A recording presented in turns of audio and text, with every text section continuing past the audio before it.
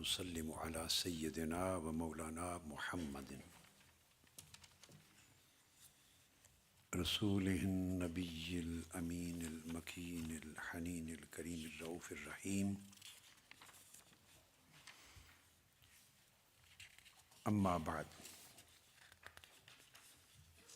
فأعوذ بالله من الشيطان الرجيم. بسم الله الرحمن الرحيم. إن في ذلك لذكرى لمن كان له قلب. صدق اللہ مولانا العظیم. یہ آیہ کریمہ کا ایک حصہ ہے سورہ قاف اور سورہ کا نمبر ہے 50 اور ورس نمبر ہے 37. اس میں اللہ رب العزت نے یہ ارشاد فرمایا کہ ہم نے قرآن کی صورت میں جو اپنے بندوں کو اوامر اور نواہی انجنکشنز دیے ہیں، کمانڈمنٹس دی ہیں،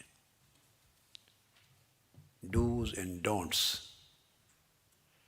acts of commissions and acts of omissions, یہ جو احکام دیے اور پھر اس میں ریوارڈز اور ایوارڈز، وعد اور وعید، جنت اور دوزخ کے بارے میں بیان کیا ہے، پھر ترغیب اور ترہیب کا بیان کیا ہے، لوگوں کو نیک اور اچھے کاموں کی طرف دعوت دی ہے، انوائٹ کیا ہے، اور برے کاموں سے ان کو روکا ہے، منع کیا ہے، دور رہنے کا حکم دیا ہے، اور اس طرح اپنی نعمتوں کا اور اپنی نشانیوں کا جو بیان کیا ہے، یہ سب چیزیں بیان کرنے کے بعد ارشاد فرمایا ان فی ذلک لذکریٰ. تو قرآن کے اس بیان میں نصیحت ہے، ایڈمونیشن، نصیحت ہے، بڑا بینیفٹ ہے، فائدہ ہے، مگر کسے؟ فرمایا لمن کان لہ قلب، اسے فائدہ ہے جس کے پاس دل ہے. یہ فائدہ اسی کو ہوگا جو صاحب دل ہے. یہ آیت کریمہ میں نے اس لیے پڑھی کہ کل کے موضوع کے ساتھ ہمارا تعلق جڑ جائے اور آپ کو معلوم ہو کہ آج بھی قلب کے یعنی حیات قلب، دل کی زندگی کا موضوع آج بھی نشست میں جاری رہے گا. کل کی نشست ہم نے ختم کی تھی ایک نکتے پر، اور بیان اس میں یہ کر رہا تھا کل کی نشست میں کہ معرفت دل کی زندگی کا نام ہے. دل زندہ ہو جائے تو اس کو معرفت مل گئی. پھر دل کیسے زندہ ہوتا ہے؟ اللہ رب العزت کے ساتھ جڑنے سے دل زندہ ہوتا ہے.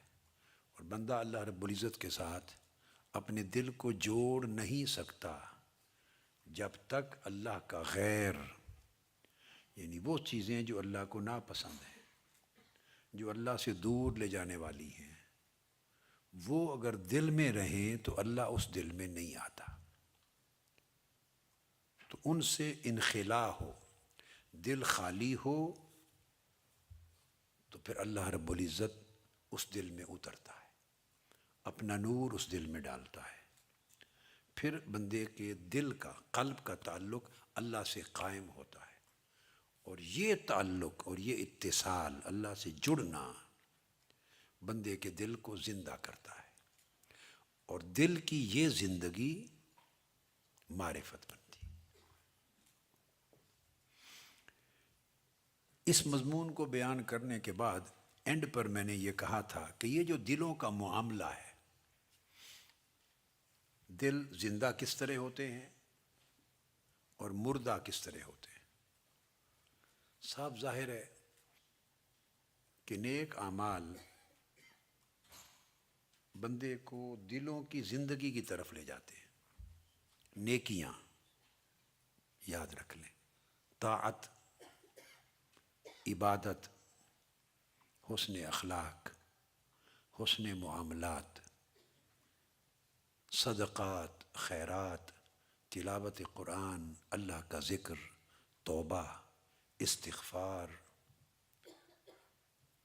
خدمت خلق، احسان، یتیموں کی پرورش، علم کا حاصل کرنا، علم نافع حاصل کرنا، علم نافع کا آگے پہنچانا، دین کی خدمت کرنا، انسانیت کی خدمت کرنا، یہ سارے نیک اعمال۔ بڑوں کی عزت و تکریم کرنا، دوسروں پر احسان کرنا، نرمی کرنا، سخاوت کرنا، محبت کرنا، بھلائی کرنا، جتنے بھی نیک اعمال ہیں، خواہ وہ عبادات کی شکل میں، عبادات کی شکل میں، خواہ وہ معاملات کی شکل میں ہے، خواہ وہ اخلاق اور آداب کی شکل میں ہے، اور یاد رکھ لیں خواہ ان کی نیچر ریلیجس ہے، خواہ ان کی نیچر سیکولر ہے، جو ایکٹس ہیں اٹ سیلف، ان کی نیچر ریلیجس ہے یا ان کی نیچر ان ایکٹس کی، اعمال کی اٹ سیلف نیچر سیکولر ہے۔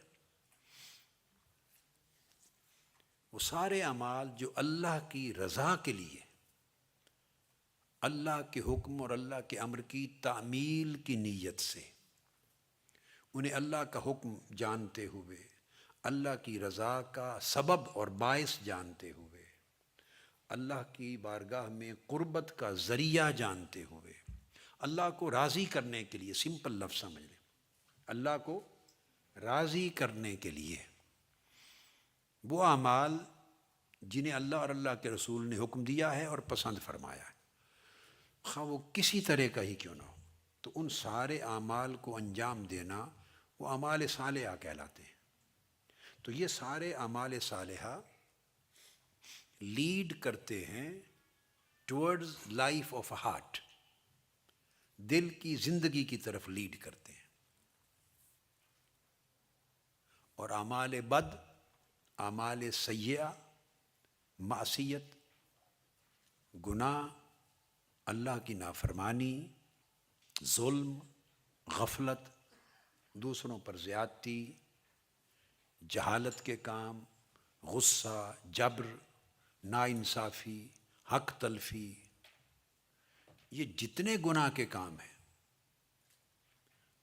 اور وہ گناہ کے کام پھر خواہ ان کی نیچر ریلیجس ہو، خواہ ان کی نیچر سیکولر ہو، دنیاوی نوعیت کے کام ہو، تو وہ سارے کام جو اللہ کی ناراضگی کا باعث بنتے ہیں، جو بندے کو اللہ سے دور کرنے والے ہیں، اللہ کو ناراض کرنے والے کام ہیں، وہ سارے کام الٹیمیٹلی دلوں کو مردہ کرتے ہیں، دلوں کو موت دینے کا سبب بنتے ہیں۔ یہ ایک بیسک چیز ہے۔ میں آپ کو خلاصہ دے رہا ہوں ابھی، جو کل جہاں پر بات ختم کی اس کے ساتھ جوڑ رہا ہوں، تاکہ آپ کی جو مائنڈز ہیں، نوٹس ہیں، دل و دماغ ہیں، کنیکٹ ہو جائیں اس کے ساتھ۔ تو یہ بات کہہ کر میں نے پھر اینڈ پر یہ کہا تھا کہ جو بھی عمل آپ کرتے ہیں یا فعل صادر کرتے ہیں، any act, any did you perform,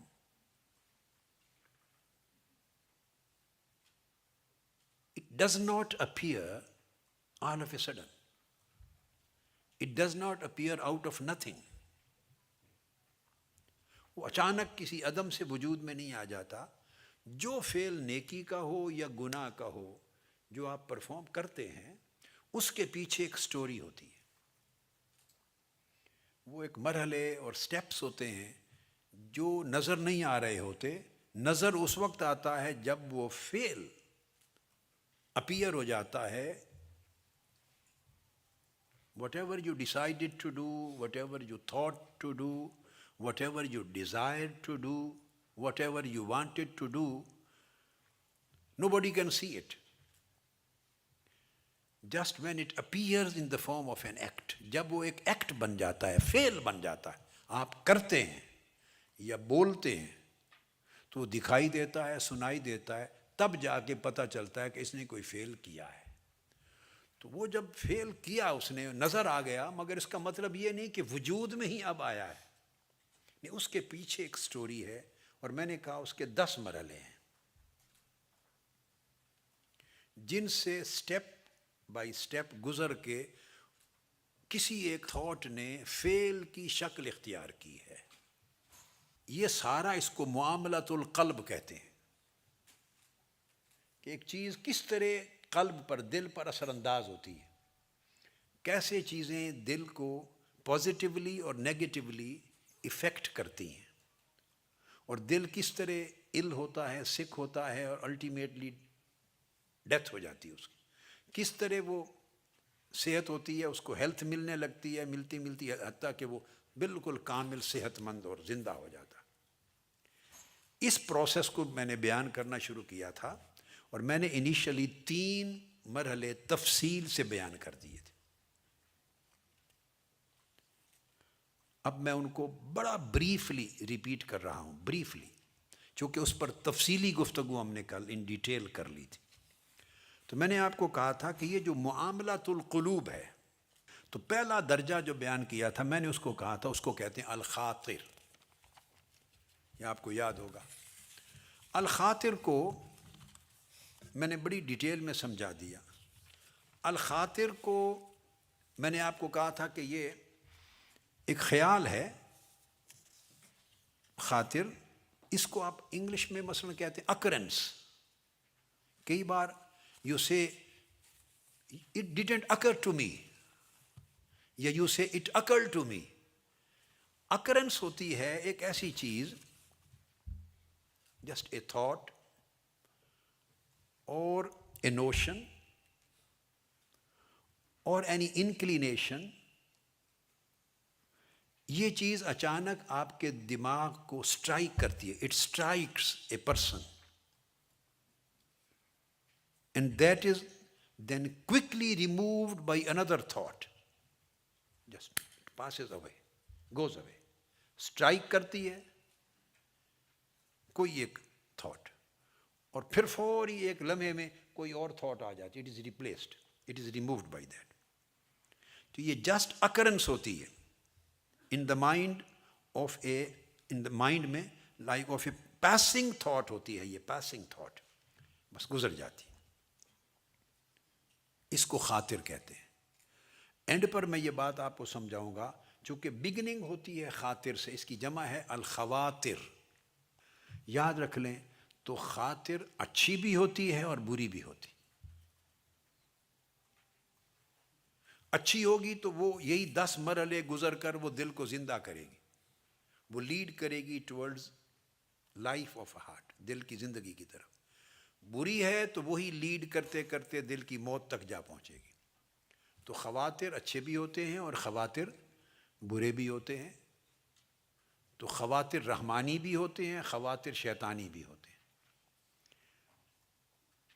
اور یہ بھی ذہن میں رکھ لیں کہ خواطر تمام نفوس کو بھی، وہ بھی سبجیکٹ ٹو خاطر ہوتا ہے۔ Every soul, every heart, every mind, every single soul, every single heart, every single mind is subject to الخاطر۔ یہ جو اکرنس آف اے تھاٹ ہے، یہ ہر دل، ہر دماغ، ہر قلب، ہر روح اس پر وارد ہوتا ہے۔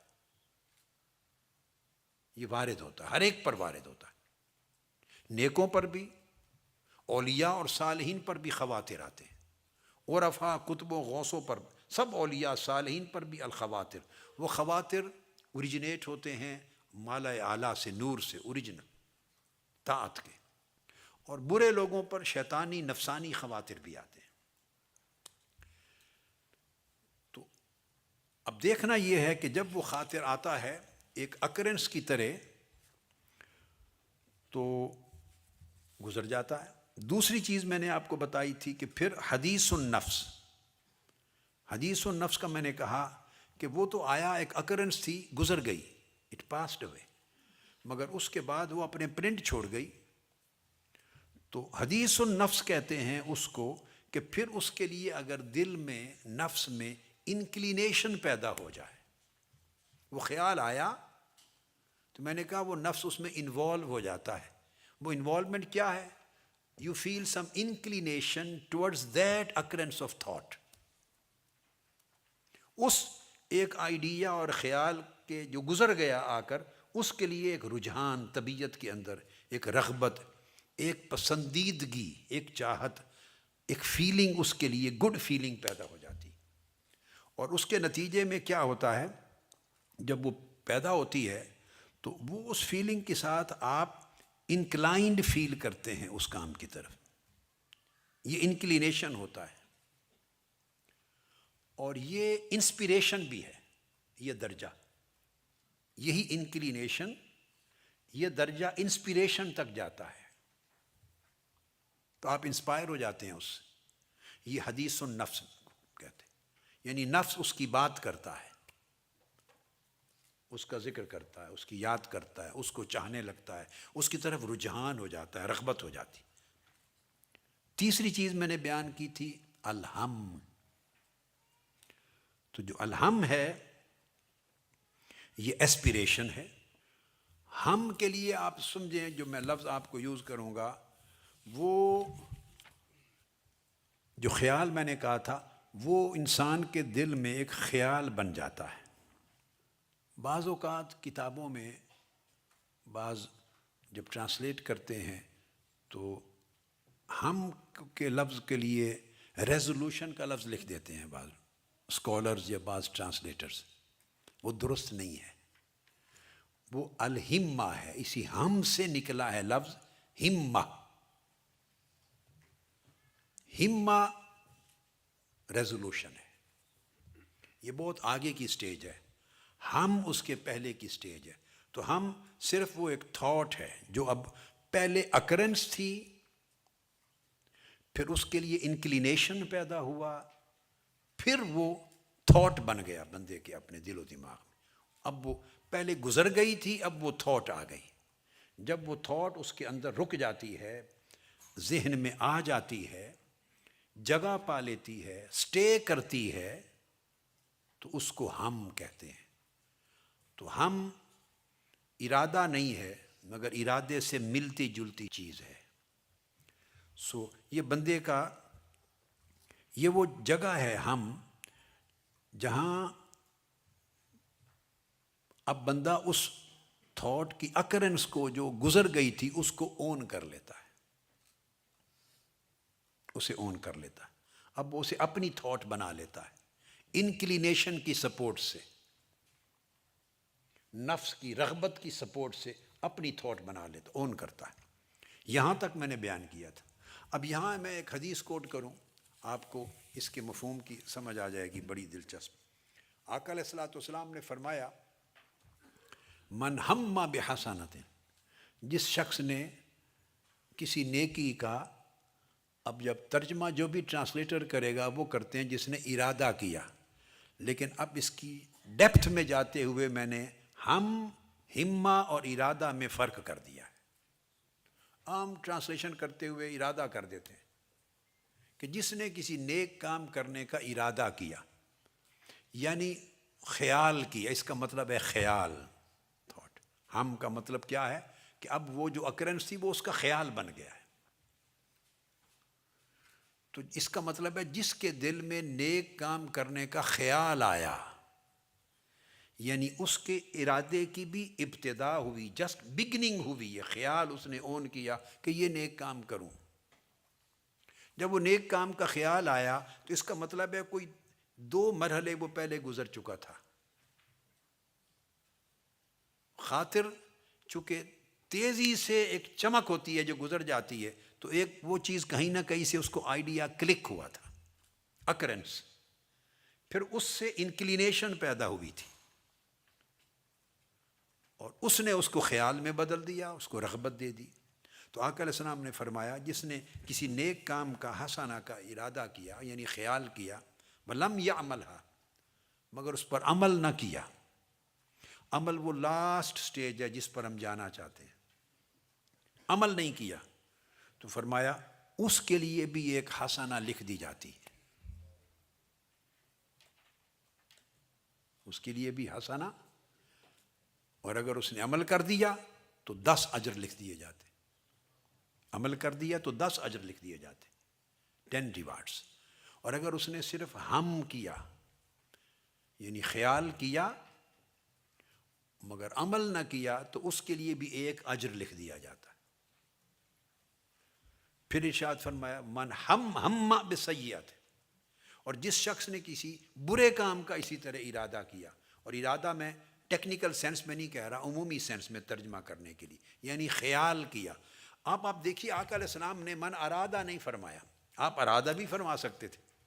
یعنی کتنا جینرس ہے اسلام. اور آقا علیہ السلام کی جنروسٹی اور کائنڈنس، سخاوت دیکھیے کہ ارادہ تو ابھی آگے چل کے آنا ہے. فرمایا نیک خیال ابھی ارادے تک بھی نہیں پہنچا، ابھی صرف خیال تھا. جب آپ درجے پڑھ لیں گے نا تو پھر آپ فرق کریں گے. یعنی نیک کام کا ابھی خیال تھا، ابھی وہ ارادے کی سٹیج پر بھی نہیں پہنچا تھا. ہم خیال تھا مگر کام نہیں کیا، روک دیا، ذہن بدل گیا، نہیں کر سکا، تب بھی اللہ اس کو 1 اجر دے دیتا. اب اس کا مطلب یہ ہوا کہ جو گفتگو ہم کر رہے ہیں کل اور آج سے، تو گویا ہم اور ہم کی ایک حقیقت ہے، ورنہ بلا حقیقت شے پہ اجر نہیں ملتا. بلا حقیقت شے پر اجر نہیں ہو سکتا، چونکہ اجر ایک حکم ہے. حکم مرتب نہیں ہوتا کسی ایسی شے پر جو حقیقت میں ایگزسٹ ہی نہیں کرتی. تو گویا ہم پر اگر اجر مل گیا تو اس کا مطلب ہے ہم میں کچھ ہے. یعنی ہم میں کچھ ہے کہ اس پر ایک شریعت کا حکم مترتب ہو گیا اور اجر مل گیا.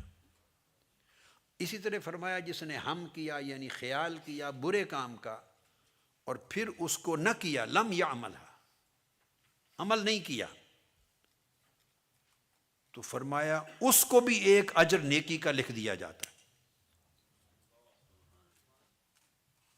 اور ایک حدیث میں ہے اس کے لیے گناہ نہیں لکھا جاتا. اب آپ دیکھیے ادھر نیک کام کا وہی خیال کیا اور کیا نہیں تو اس پر نیک کام کا 1 اجر لکھ دیا گیا، اور برے کام کا وہی خیال کیا اور نہیں کیا مگر اس پر گناہ نہیں لکھا جاتا، 1 گناہ بھی. اور دوسری حدیث میں آقا علیہ السلام نے فرمایا کہ اس کے لیے 1 نیکی لکھ دی جاتی ہے. جس نے برائی کا خیال کیا مگر عمل نہیں کیا اس کو بھی نیکی لکھ دی جاتی، نیکی لکھ دی جاتی. اب موضوع تو صرف ہم کو سمجھانا تھا مگر مجھے خیال آیا، یہ بھی ہم آیا خیال، کہ آپ کے ذہنوں میں یہ خیال آ رہا ہوگا کہ یہ فرق کس بنیاد پر، کو ایکسپلین کر دوں کہ اس نے بھی خیال کیا نیکی کا اور کیا نہیں نیکی کا کام تو اس کو تو نیکی کا 1 اجر دے دیا، اور ادھر اس نے برائی کا خیال کیا اور اس نے کیا نہیں تو اسی طرح ہونا چاہیے تھا نا. نیکی کے خیال کیا اور نیکی نہیں کی تو اس کو اجر مل گیا، تو برائی کا خیال کیا نہیں کی تو اس کو بھی برائی کا کچھ، اس کو بھی 1 درجہ لکھا جانا چاہیے نا. لیکن نہیں، یہ میں نے کہا ایک تو جنروسٹی ہے اور ایک کیا ہے، یہ اللہ رب العزت کا اسکیم آف اپریسیشن ہے. اللہ پاک یعنی اسپریچولی ہمیں طاقتور کرنے کے لیے انکریج کرتا ہے، اپریشیٹ کرتا ہے. وہ کیوں؟ وہ جس نے نیکی کا خیال کیا اور نیکی کر نہیں سکا تو اس کو نیکی کا اجر اس لیے دے دیا کہ اے بندے تمہیں پھر بھی نیکی لکھ دیتا ہوں. کیوں؟ کہ تیرا ذہن اتنا سازگار تو ہے نا کہ اس میں نیکی کا خیال آ گیا ہے، اس کو اپریشیٹ کر دیا. ذہن اتنا صاف اور ستھرا تو ہے نا، یہ بات سمجھیں. تو ذہنوں کو بیٹو اور میری بیٹیاں، طبیعتوں کو، ذہنوں کو، دلوں کو، دماغوں کو، من کو اتنا صاف ستھرا رکھا جائے کہ اس میں نیکی کرنے کا خیال آ جائے، نیکی کرنے کی خواہش آ جائے. اس کو بھی اپریشیٹ کیا کہ اتنا آپ نے بھائی اے بندے اپنے ذہن میں، اپنے دل کے اندر نیکی کے لیے کم سے کم ماحول اتنا سازگار تو بنا رکھا ہے نا کہ اس کا خیال آیا ہے. یعنی اس کے خیال آنے میں رکاوٹ نہیں ہے تیرے ذہن میں، آگے تیری کمزوریاں ہیں، تو اسے کر نہیں سکا، تو چلو جتنا خیال آیا ہے اس کو بھی اپریشیٹ کرتے ہوئے نیکی لکھ دی ہے، تاکہ آگے کبھی کسی وقت میں خیال آئے تو تم آگے بھی بڑھ سکو۔ اور دوسرا جو اگر گناہ کا خیال کیا، برائی کا، اور برائی نہیں کی، تو اس کو بھی نیکی درجے میں نیکی لکھ دی جائے گی۔ اب ادھر بھی اپریسیشن ہے، ادھر بھی اپریسیشن ہے۔ وہ کیا کہ اے بندے، ٹھیک ہے پہلی سٹیج تو تیری ایسی نہیں تھی کہ اس میں برائی کا خیال نہ آئے، اتنا طاقتور تو نہیں تھا تیرا ماحول دماغ کا کہ برائی کے خیال کو ہی روک سکے، وہیں دروازے پر ہی روک سکے۔ وہ خیال تو آ گیا، کوئی بات نہیں، تو انسان ہے، بشر ہے، اس برائی کا خیال تو آ گیا، مگر تو نے برائی کو کیا نہیں۔ اس کا مطلب ہے آگے تیرے اندر اتنی مضبوطی تو ہے کہ تو نے خیال آنے کے باوجود روک لیا، تو یہاں اس کے روکنے کو اپریشیٹ کیا جا رہا ہے، اور اس کے روکنے کے عمل پر اس کو نیکی دی جا رہی ہے، مارکس دیے جا رہے ہیں کہ نیکی، تم نے نیکی کی، یعنی گناہ کو ہونے نہیں دیا، اس کو بھی نیکی میں شمار کر دیا کہ تم نے اتنا ڈیفینس کر لیا اپنا۔ تو اس کے ڈیفینسو کیپیسٹی یا ڈیفینسو کیپیبلٹی جو ہے دماغ میں، خیال کے لیے ریسیپٹیو تھا، خیال کی حد تک، ہم کی حد تک he was receptive, his mind was receptive, مگر his body was not prepare to perform that scene, تو وہ پروٹیکٹیو تھی۔ تو مائنڈ ریسیپٹیو تھا گناہ کے لیے، اور باڈی، یا اس کے مائنڈ کا اگلا حصہ، پورا کا پورا مائنڈ، کیونکہ کئی مرحلے مائنڈ پہ ہی پڑے تھے نا، وہ پروٹیکٹیو بھی تھے۔ تو اگر اس نے ریسیو کر لیا، خیال لے لیا، مگر تو اس نے اس کو دفع بھی کر دیا خیال کو، تو بندے تیرے لیے نیکی لکھ دی۔ یہ سارا پروسیس دیکھیں آپ، مائنڈ کے اندر ہو رہا ہے۔ تو یہ ہے تیسرا جو سٹیج کیا، جس کو ہم کہتے ہیں۔ اب یہاں وہ خیال ہو گیا بندے کا، پہلے خیال صرف گزرا تھا، وہ جو گزرا تھا اس کو خاطر کہا تھا۔ نمبر 2، خیال اچھا لگنے لگا، یہ خیال کی صدائے باز گشت، ایکو ہوتی ہے، ایکو، اس کی جو آواز ہے، گونج، وہ سنائی دینے لگی، اس خیال کی گونج، وہ حدیث النفس ہو گئی، انکلینیشن بن گئی۔ اب اس سے ایسپیریشن پیدا ہو گئی، تھاٹ بن گیا وہ تیرا، تیرے اندر وہ خیال آ گیا، رہنے لگا، ہم ہو گیا۔ اب آگے الفکر، چوتھی سٹیج پھر الفکر کی ہے، وہ ہم کے بعد آتا ہے فکر۔ اب فکر کہتے ہیں، یاد رکھ لیں ذہن میں، کہ سوچ کو صرف نہیں کہتے، عام طور پہ ہم افکار کے لفظ کو یوز کرتے ہیں فکر، مگر نہیں، فکر ڈیزائر کو کہتے ہیں، یعنی اس کی وہ جو تھاٹ تھی وہ اس کی خواہش میں بدل گیا۔ جب اس کی وہ خواہش ہو گئی، وہ فکر، تو اس کو کہیں گے ڈیزائر، یہ اس کی چاہت بن گئی، یہ اس سے اگلی سٹیج ہے، چاہت بن گئی فکر۔ تو فکر اس کے ہم سے اور آگے، ہم اس میں خیال تھا، تھاٹ تھا، اور فکر کی سطح پہ اس کی اونرشپ اور بن گئی ہے، بڑھ گئی ہے، کہ اس میں اس کی چاہت اور ڈیزائر اور اس کی ولنگنس ایڈ ہو گئی، اس کی خواہش ایڈ ہو گئی، وہ ڈیزائر بن گیا۔ اب آپ دیکھیں کوئی بھی عمل جب آتا ہے تو بڑی باریک فرق ہے، مگر ان مرحلوں سے گزرتا ہے، ان مرحلوں سے گزر کے پھر وہ اس کی ڈیزائر بنتی ہے۔ ڈیزائر کی سٹیج پر وہ کافی وقت لیتا ہے، ڈیزائر یعنی فکر کافی زیادہ وقت تک سٹے کرتا رہتا ہے، اس میں بندہ مشقت میں، سٹرگل میں پڑا رہتا ہے، وہ خواہش کے خلاف فائٹ کرتا ہے، اس کو نکالنا چاہتا ہے، لیکن چونکہ وہ ڈیزائر بن گئی ہوتی ہے، خالی اب وہ تھاٹ نہیں رہی۔ اب اس سٹیج پر یہ اس بندے کی غفلت ہوتی ہے، ہماری سب کی، کہ اس سٹیج تک اس کو آنے دیا. جب وہ اندر ایک چھپی ہوئی ڈیزائر بن جاتی ہے، اس کا فکر بن جاتا ہے، اس وقت اسے ختم کرنا، اس کی روٹس کو کاٹنا، اس کو نکال کرنا، اس کو ٹرمینیٹ کرنا، اس کو ایلیمینیٹ کرنا بڑا مشکل کام ہو جاتا ہے. چونکہ فکر بننے سے پہلے 3 مرحلے وہ طے کر چکا ہے، اب 4تھے مرحلے میں آ گیا ہے. چاہیے تو یہ تھا کہ شروع میں جب خاطر بن کے آیا تھا تو اسی وقت وہ اس کا نوٹس لیتا. یہ خیال کہاں سے آیا ہے؟ اگر نیکی کی خاطر آئی، نیکی کی ایک اکرنس آئی، تو وہ ایک گلیم آف لائٹ ہوتی، ایک روشنی ہے، ایک چمک ہے، کرن ہے، اور وہ سڈن گلیم آف لائٹ ہوتی اچانک ہے. برائی کا آئی وہ بھی ایک سڈن اکرنس ہوتی ہے. لیکن اب بندے کا کام کیا ہے؟ اب آپ کو دل کو، آپ چونکہ ہم غفلت کرتے ہیں، یہی تباہی کا باعث ہے. جس سٹیج پہ جو کام کرنا چاہیے، جو بندہ اس سٹیج پر نہیں کرتا اور وہ وقت گزر جاتا ہے تو بعد میں خود مشکل میں پھنس جاتا ہے. آپ سمجھیں بات کو؟ اولاد کے معاملے میں پیرنٹس کا یہی پرابلم ہے. جس سٹیج پر انہیں ایک خاص ماڈل میں ڈالنا چاہیے، جس سٹیج پہ انہیں تربیت کرنی چاہیے، جس سٹیج پہ انہیں جائز ناجائز کا فرق سکھانا چاہیے، اور تربیت سے ان کی پرورش صحیح نیک پرورش سے انہیں ایک رخ پر لگانا چاہیے، وہ سٹیج ہم گزار دیتے ہیں صرف لاڈ اور پیار میں اور بے پرواہی میں. حقوق اور فرائض میں توازن نہیں کرتے. جب وہ سٹیج گزر جاتی ہے، یہ بالکل آپ کو مثال بڑی آسانی سے سمجھ میں آ جائے گی.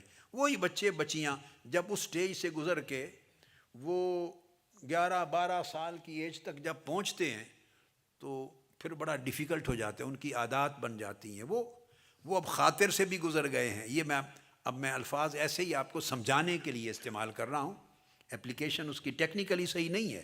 تو خاطر کے مرحلے سے بھی گزر گئے ہیں، وہ حدیث و نفس کے مرحلے سے بھی بچے گزر گئے ہیں، وہ ہم کے مرحلے سے بھی گزر گئے ہیں، اب فکر کے مرحلے میں آ گئے. یعنی ان کی سوچ تھوڑی زیادہ کچی پکی، رائٹ اور رانگ بن گئی ہے.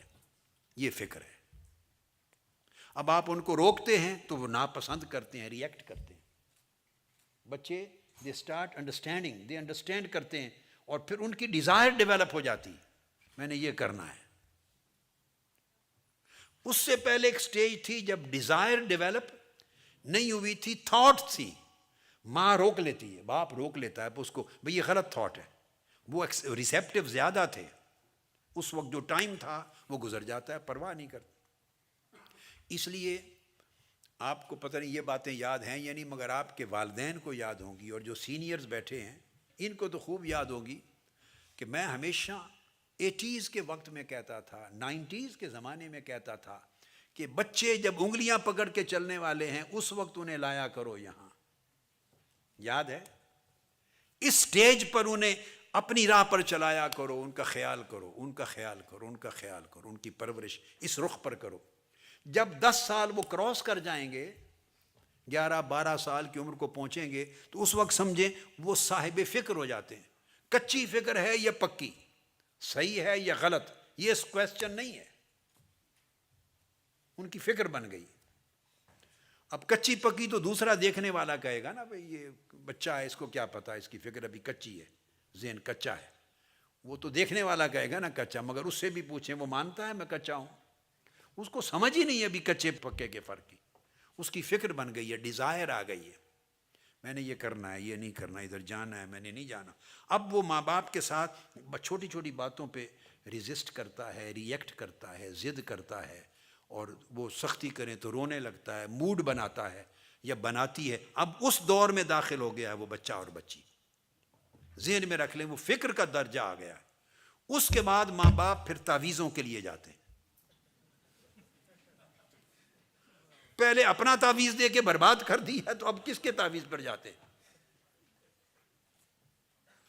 آپ کو یہ بھی میرے جملے یاد ہیں، میں 20-25-30 سال پہلے سے کہتا تھا کہ تعویذوں سے کام نہیں بنتا، تربیتوں سے کام بنتا ہے. کیا تعویذ؟ پھر جاتے ہیں جی پریشان کرتے ہیں، بچہ بچی بہت پریشان کرتے ہیں، کہنا نہیں مانتے۔ آپ نے اللہ کا کہنا نہیں مانا تو وہ آپ کا کہنا کیوں مانے؟ آپ نے اللہ رسول کا کہنا نہیں مانا، آپ کا ایک فرض تھا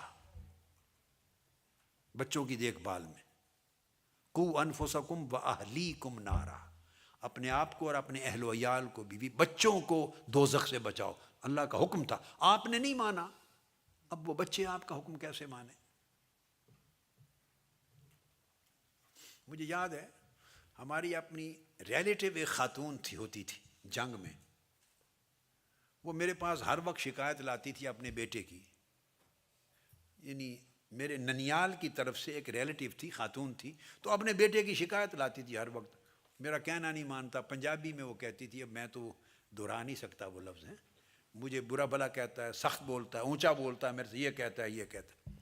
میں سنتا تھا، تو وہ جس پنجابی زبان میں وہ خاتون کہتی تھی، میں اسی پنجابی زبان میں جواب دیتا تھا۔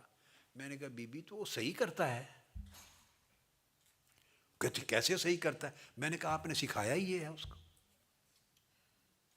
جس تعلیم نے اسے یہ سکھانا تھا کہ ماں باپ کے آگے اونچا بولنا، یوں کرنا، یہ کہنا جائز نہیں، وہ تعلیم دی ہی نہیں ہے آپ نے اس کو۔ وہ تو دین نے بتانا تھا، تو دین تو ایک دن بھی نہیں پڑھایا آپ نے، رغبت ہی نہیں دلائی۔ تو اب وہ پھر اب شکایت کس چیز کی کرتے ہیں؟ جو کرتا ہے وہ وہی کچھ کرتا ہے جو آپ نے سکھایا ہے۔ اب اس عمر میں کسی کو یہ بات کیا سمجھ میں آئے گی؟ تو میں نے یہ مثال اس لیے دی کہ یہ پروسیس ہر شخص کے اندر گزر رہا ہوتا ہے۔ جو پروسیس آپ نے اولاد کا میں نے مثال دی نا، ہر شخص اس پروسیس میں سے ہمہ وقت گزرتا ہے، اندر ہی اندر گزرتا ہے۔ یعنی وہ اس کے اندر بچے کی طرح ایک خاطر جنم لیتی ہے، بچے کی طرح۔ آپ بچے کو عادت ڈال دیں، اس کو ویجیٹیرین بنا دیں، بچپن میں لاڈ پیار وہ کرے، میں نے نہیں کھانا گوشت، نہیں کھانا چکن، نہیں کھانا، اچھا ٹھیک ہے تو کوئی نہیں، میں دودھ ہی دے دیتی ہوں، میں آپ کو ویجیٹیبلز دے دیتی ہوں، جو مانگے وہ دیتے چلے جائیں۔ وہ بڑا ہو جائے گا بچہ، اس نے کبھی زندگی بھر گوشت کو چکھنا ہی نہیں، آپ نے اس کی عادت ڈیولپ کر دی نا۔ اب اس کے کیا نقصانات ہوتے ہیں کیا نہیں ہوتے ہیں وہ ایک الگ چیپٹر ہے۔ تو جس عادت پہ آپ ڈال دیں وہ اب جب پختہ ہو جاتی ہے تو ہمارے اندر یعنی یہ ہے، ہر وقت ایک بچہ ہوتا ہے ہمارے، وہ کچھ وقت خاطر میں گزارتا ہے، ہم پرواہ نہیں، نوٹس نہیں لیتے، پھر وہ حدیث و نفس بن جاتا ہے، وہ خیال ہمیں سمجھ ہوتی ہے، اب پہلے نہیں تو اب تو آ جائے گی، اب سمجھا رہا ہوں کہ وہ انکلینیشن ڈیولپ ہو رہی ہے، اس کی حدیث و نفس بن رہی ہے، اس کی ایکو سنائی دیتی ہے، صدائے بازگشت گونجتی ہے دل اور دماغ کی وادیوں میں، اور اس کی رغبت اور اس کی چاہت فیل ہوتی ہے، ایک فیلنگ بن رہی ہے، مگر پرواہ نہیں کرتے، وہ مرحلہ بھی گزرنے دیتے، نوٹس نہیں لیتے۔ پھر اس کے بعد وہ ہم بن گیا ہے، تھاٹ اون کر لیے ہم نے، خیال آ گیا ہے، اور خیال اس کو کہتے ہیں، خاطر ہے اس خیال کا نام وہ خیال جو آ کے چلا جائے، اور ہم اس خیال کو کہتے ہیں جو آئے اور جم جائے، آئے اور رہ جائے، سٹے کر لے، آپ کے دماغ کا دل کا مہمان ہو جائے۔ جو آیا گزر گیا وہ مسافر تھا، اب یہ آپ کا ٹیننٹ ہو گیا ہے، اس نے آپ کا دماغ اور دل کرائے پہ لے لیا ہے، ٹیننٹ ہائر کر لیا ہے، now he is staying there in booking 26، he is staying there now. اب وہ آ گیا ہے، اب اس کے بعد اگلی سٹیج ہے فکر کی، اور جو فکر ہے اب وہ آگے بڑھ کے وہ ڈیزائر بن گئی ہے اب اس کی۔ اب ڈیزائر کا مطلب ہے دل بھی، دماغ بھی، قوا بھی، طبیعت بھی، ہر چیز اسے چاہنے لگی ہے۔ سارا جو انٹرنل انوائرمنٹ ہے، اندر کا جو ماحول ہے، اس ماحول میں اس کی پسندیدگی، اس کے لیے لائکنگ آ گئی ہے اس کے اندر، انٹرنل طبیعت میں، اٹ ہیز بیکم یور فکر۔ یہ ڈیزائر کے بعد پانچویں سٹیج آتی ہے، پھر وہ ارادہ بنتا ہے، اور جو پانچویں سٹیج ارادہ ہے، ارادہ کہتے ہیں ول، ذہن میں رکھ لیں۔ اب وہ یہاں تک فکر تھا، یعنی ڈیزائر تھی، اس میں حرکت نہیں تھی، موومنٹ نہیں تھی۔ جب وہ فکر سے، ڈیزائر سے ارادے میں بدلا، اگلی سٹیج 5ویں آئی ول میں، تو اب وہ جو خواہش ہے وہ اب حرکت میں اور فعل میں بدلنا چاہتی ہے. وہ خواہش چاہتی ہے کہ میں عملی صورت اختیار کروں، وہ اب فعل میں بدلنا چاہتی ہے. یہاں سے ایک موومنٹ کا، ایک حرکت کا آغاز ہوتا ہے. وہ جو حرکت شروع ہوتی ہے اس خواہش میں، ڈیزائر میں، فکر میں، اس کو ارادہ کہتے ہیں. یعنی وہ چاہت پیدا ہوتی ہے کہ میں ظاہر ہوں. تو جب ایک چیز فعلاً صادر ہونا چاہے اور وہ وجود میں آنا چاہے اور پریکٹیکلی یا فزیکلی اپیئرنس چاہے تو وہاں لفظ ارادہ استعمال. وہ ارادہ ہے اندر ہی ابھی، مگر وہ اب ڈیزائر سے آگے، اس کو اس لیے ول کہتے ہیں.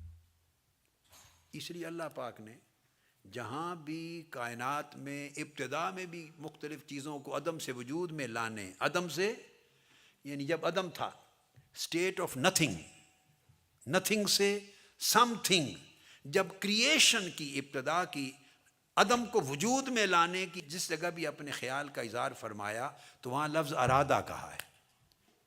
اعوذ باللہ من الشیطان الرجیم. انما امرہ اذا اراد شیئا ان یقول لہ کن فیکون. جب وہ ارادہ فرماتا ہے کسی شے کا، یعنی کسی شے کو عدم سے وجود میں لانے اور ظاہر کرنے کا، تو پھر اسے کن کہتا ہے.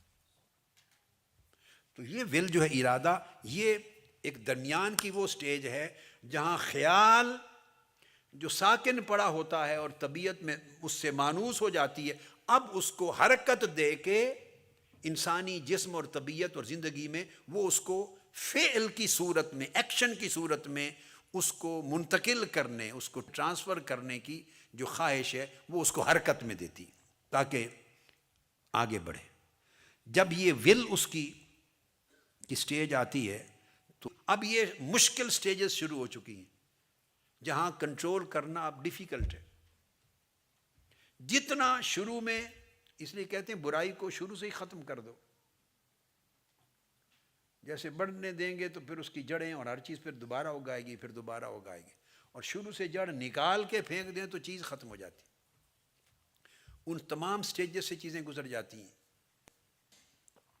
تو ارادہ کے بعد پھر جب ارادہ کی سٹیج بھی گزرتی ہے ول، تو پھر چھٹی سٹیج آتی ہے رضا، جس کو رضا کہتے ہیں. رضا کا مطلب ہے ایکسیپٹنس.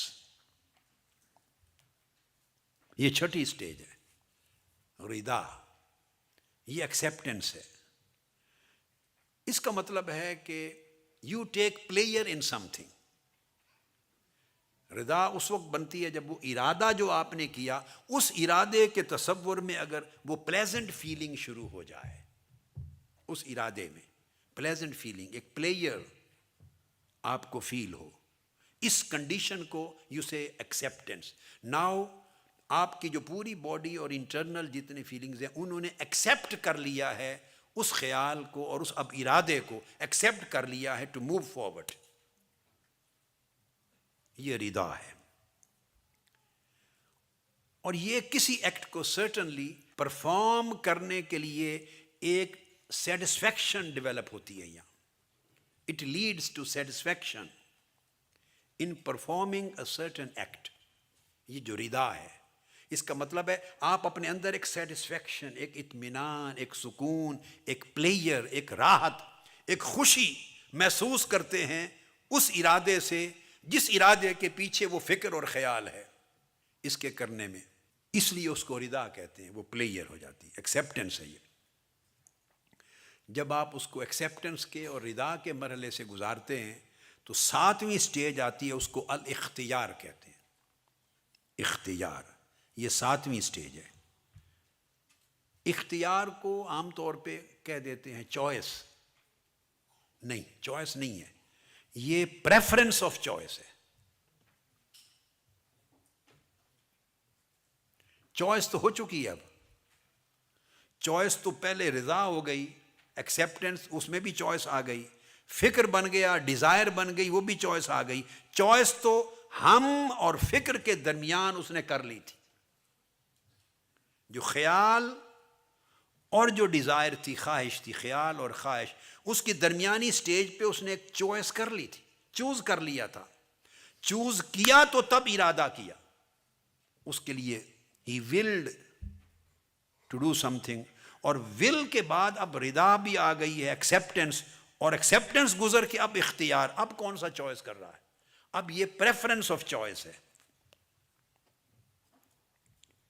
یعنی جس چیز کو اس نے چوز کر لیا اس نے اب پریفر کر لیا ہے، اس کو سرٹیفائی کر دیا ہے. یہ سیلف ولنگنس ہے، یعنی اس کا جو باطن ہے یا اس کا جو دھیان ہے وہ اب ذاتی طور پہ اس کے اوپر جم گیا ہے، مرکوز ہو گیا ہے، اس کے چناؤ پر، اس کے کرنے پر. اس کی طبیعت میں ایک کنسنٹریشن آ گئی ہے، اور اس نے باقی تمام چیزوں پر اس کو پریفر کر دیا ہے، باقی تمام چیزوں پر. یہ اختیار کہتے ہیں. اختیار کے بعد 8ویں سٹیج ہے پھر النیہ، نیت. اختیار عربی میں بھی وہ استفاء اور اختیار، یعنی کسی کو منتخب کر لینا، مصطفیٰ ہونا، منتخب ہونا، منتجب ہونا، منتقی ہونا، یہ سب ایک الفاظ ہیں. یعنی تمام چوائسز میں سے اور آپشنز میں سے ایک کو بہت اچھا سمجھ کے، جس کو اچھا سمجھ کے منتخب کر لینا، سب سے ٹاپ پہ رکھ لینا، اس کو اختیار کہتے ہیں. مختار، منتخب کیا گیا. اب اس کے بعد وہ اختیار کے بعد سٹیج آتی ہے النیہ، 8ویں سٹیج ہے. نیت کو انٹینشن کہتے ہیں، انٹینشن ٹو ایکٹ. اب عام طور پہ جب انگلش اور اردو کی ٹرانسلیشنیں کرتے ہیں تو انٹینشن ارادے کے لیے بھی لکھ دیتے ہیں. ارادہ پیچھے گزر گیا، ارادہ پیچھے گزر گیا، جس کے لیے میں نے کہا وہ ول ہے. اب اس سے آگے کی سٹیج ہے ایکسیپٹنس، رضا، اور اس کے بعد پھر اختیار، پریفرنس، پھر اس کے بعد نیہ. نیت جو ہے وہ انٹینشن ہے، 8ویں سٹیج ہے. اب یہ انٹینشن کس چیز کی؟ Intention to act, intention to perform some particular act. وہ جو اس کی خیال اور ارادہ اور خواہش اور پسند اور ترجیح جو چلی آ رہی تھی، وہ اب اس مقام پر آ گئی ہے کہ اب اسے عملی شکل دینے کا اس نے فیصلہ کر لیا. اس کو نیت کہتے. اس لیے جب نماز پڑھتے ہیں نا تو وضو کے وقت نہیں نیت مقبول ہوتی، حالانکہ وضو اسی نماز کے لیے کر رہے ہیں.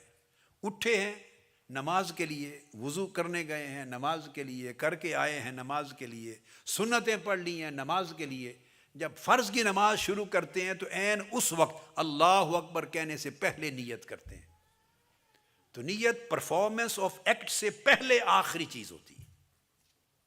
جب عین اس کو عملی شکل دینے کا وقت آتا ہے، اب آپ کو سمجھ گئے. تو نیت پچھلے مراحل، حالانکہ سمت وہی ہوتی ہے ساری، مگر وہ نیت میں نہیں آتے. اس ٹائم پہ نیت کرنی پڑتی ہے. اس پر احناف اور شواف دیگر مذاہب کا فرق ہے. احناف کہتے ہیں زبان سے نیت کرے یہ سنت ہے، اس کو واجب، اور دل کی نیت واجب. اور شوافے کہتے ہیں صرف دل سے نیت کر لیا وہ کافی ہے، زبان سے الفاظ بولنے کی ضرورت نہیں. یہ الگ بحث ہے کہ نیت الفاظ پر مشتمل ہے یا صرف دل کے فیصلے پر مشتمل ہے. تو نیت قلبی بھی کافی ہے، مگر وہ آخری لمحے عمل شروع کرنے سے پہلے جو سٹیج ہے وہ نیت ہے. تو نیت اس وقت ہوتی ہے جب سارے مراحل مضبوطی سے مکمل ہو چکے ہوتے ہیں. یہ 8ویں سٹیج ہے. جب انسان نیت کرتا ہے تو اس کے بعد 9ویں سٹیج ہے العزیمہ. اس کو عزم بھی کہتے ہیں، عزم، العزیمہ. یہ ریزولوشن ہے. صوفیاء بعض اوقات الہمہ کا لفظ بھی یوز کرتے ہیں، عظیم، الہمہ، مگر عزم اور عزیمہ، فرمنس، یہ فرمنس ہے، ریزولوشن ہے، یہ ڈٹرمینیشن ہے. نیت کے بعد عزیمہ، ڈٹرمینیشن ہے. یہ جو انٹینشن کیا تھا ارادہ، اس میں سمجھو سرچیچیوڈ یا ایسی فرمنس کا اضافہ ہے. It is addition to intention. فرمنس کا، ڈٹرمینیشن کا، سرٹیچیوڈ کا، اس کو مضبوط کر دیتے ہیں آپ. تو یہ عظیمہ 9ویں سٹیج تھی. 10ویں سٹیج پھر ہے القصد. القصد، اب قصد کو بھی اردو میں ترجمہ کرتے ہوئے لکھ دیتے ہیں ارادہ. اردو کا دامن بہت سی زبانوں سے بہت زیادہ وسیع ہے، مگر عربی کے مقابلے میں پھر اس کا دامن تنگ ہو جاتا ہے. اردو کا دامن بہت وسیع ہے زبانوں کے مقابلے میں، بہت. انگلش کے مقابلے میں تو بہت ہی وسیع ہے، مگر جب وہ عربی کے مقابلے میں آتی ہے اردو زبان تو اس کا دامن تنگ ہو جاتا ہے. عربی میں ایک ایک لمحے اور کیفیت کے بدلنے کے ساتھ ٹائٹل اور اصطلاح بدل جاتی ہے، تھوڑی سی کیفیت بدلنے سے. تو اردو اتنی سب چیزوں کو کور نہیں کرتی زبان. تو القصد یہ جو ہے یہ ہے فائنل ڈیسیژن. ڈٹرمینیشن کے بعد اب فائنل ڈیسیژن ہے، اس کو القصد کہتے ہیں. 10 درجے مکمل ہو گئے، یہ چھپے ہوئے تھے سارے. اب آپ دیکھ لیں 10 مرحلے ہیں جو نظر نہیں آتے، جو باطن میں چلتے ہیں، اور انسان ان 10 مراحل کے اندر ایک کشمکش کا شکار رہتا ہے.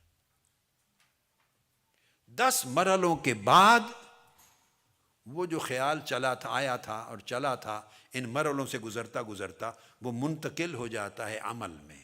اس کو فعل کہتے ہیں. وہ 11ویں سٹیج ہے. میں نے جو 10 کہے تھے وہ 10 فعل سے پہلے کے مرحلے تھے. فعل سے پہلے یہ سارے مرحلے دل کے اندر چلتے ہیں. دل ان کے اندر مبتلا ہوتا ہے. دل اور مائنڈ کہیں، ہارٹ کہیں، سول کہیں، یہ ساری چیزیں ایک الگ سبجیکٹ ہے کہ کیا فرق ہے مائنڈ اور ہارٹ اور سول میں، وہ سبجیکٹ الگ ہے. مگر بنیادی طور پہ یہ 10 سٹیجز ساری دل پہ وارد ہوتی. دل ان احوال میں سے گزرتا ہے، کیفیات میں سے، اور ان سچویشنز کو فیس کرتا ہے. اور یہ سب کچھ دل میں ہو رہا ہوتا ہے، یعنی آپ کہہ لیں دل و دماغ میں ہو رہا ہوتا ہے. آپ کو سمجھنے میں آسانی ہو جائے گی. سب کچھ آپ کے مائنڈ اور ہارٹ میں ہو رہا ہوتا ہے، اسی کو سول کہتے ہیں. اس کے اندر یہ بیت رہا ہے. اور اب جب فائنل ڈیسیژن ہو جاتا ہے قصد کا، تو اس کے بعد کوئی روک نہیں سکتا، پھر وہ عمل ہو جاتا ہے. فعل صادر ہو جاتا ہے، ظاہری فعل صادر ہو جاتا ہے. یہ 11ویں سٹیج ہے. اب وہ ظاہر ہو گیا، فزیکل اپیئرنس ہو گئی. اب وہ جو فعل اس نے صادر کیا، اس کے ریزلٹ کے طور پہ دل پہ پھر سیاہی لگ گئی. وہ فعل صادر ہونے سے پہلے تک جو کچھ تھا اللہ پاک اس پہ معافی دے دیتا. پورے 10 مرحلوں پر اللہ معاف کرتا ہے. 10 مرحلوں پر اللہ معاف کر دیتا. جب اس نے اس کو فعل کی شکل دے دی، وہ اپیئر ہو گیا فزیکلی، عمل بن گیا، تو اس کے اوپر اجر. اگر نیکی کا تھا تو نیکی کے لیے اجر تو ہم سے شروع ہو گیا، اور اگر گناہ کا ہے تو 10 پورے مرحلے گزرنے تک اس کے اوپر بدی کا گناہ نہیں لکھا گیا. جب وہ فعل میں منتقل ہوا تو اس کے اوپر ایک گناہ لکھا جاتا ہے. اور اگر وہ کنٹینیو کرے، اس پر فعل میں اور عمل میں تکرار ہو، اور وہ کنٹینیوس ہو جائے اور زندگی اس کے ساتھ مسلسل گزرے، تو کنٹینیوٹی کی وجہ سے وہ پھر وہ السیرہ بن جاتا ہے. اس کو کریکٹر کہتے ہیں. پہلے عمل تھا 11واں، اور وہ مسلسل بار بار زندگی کی چلتا رہے، عادت بن جائے، زندگی میں عادت بن جائے، تو وہ سیرت میں کنورٹ ہوتا ہے. اس کو آپ کریکٹر کہتے ہیں، کنڈکٹ کہتے ہیں، بیہیویئر کہتے ہیں. تو اگر آپ آخری مرحلے پر، جو مرحلہ تھا ظاہری عمل کے، گناہ کے عمل کے صادر ہونے کا، قصد پر جا کے روک لیں اور گناہ کے عمل کو اپیئر نہ ہونے دیں، عمل کو روک لیں قصد پر، اگر اتنی ایفرٹ کر لیں جو بہت مشکل ہے، مگر اتنی ایفرٹ کوئی کر لے تو وہ عابدین کا درجہ اس کو ملتا ہے. اس کو یہ عبادت گزاروں کا مقام ہے. کیا یہ عبادت گزاروں کا مقام ہے مؤمنین کے لیے، کہ پچھلے سارے معاف ہو گئے تو اس نے مزید جو سیاہی مرتب ہونی تھی دل پر، اور دل موت کی طرف جانا، مریض ہونا تھا، موت کی طرف جانا تھا، اس سے اس نے روک لیا۔ تو یہ عام مومنین کی صورت ہے۔ یہ جو معاملہ قلب ہے یہ حفاظت، کہ دل کو مزید نقصان پہنچانے سے، پہلے دل کمزور تھا اس کو روک نہیں سکا، مگر اب برا عمل ہو جانے کے بعد اس پر سیاہی آئے گی اور وہ مزید بیمار ہوگا، اور اس میں بدبختی اور شقاوت کا آغاز ہوگا۔ اس سے اگر آپ نے خود کو روک لیا آخری سٹیج پہ جا کے، تو یہ حفاظت ہے قلب کی مومنین کے درجے میں۔ یہ سٹیج ہے مومنین کی، عام بلیورز کی سٹیج ہے، کہ آپ نے ہارٹ کو فردر ڈیمیج سے پروٹیکٹ کر لیا۔ It is protection of your heart from further damage. اور اگر آپ نے اس سے ایک درجہ پہلے قصد کے مقام پر ہی روک دیا،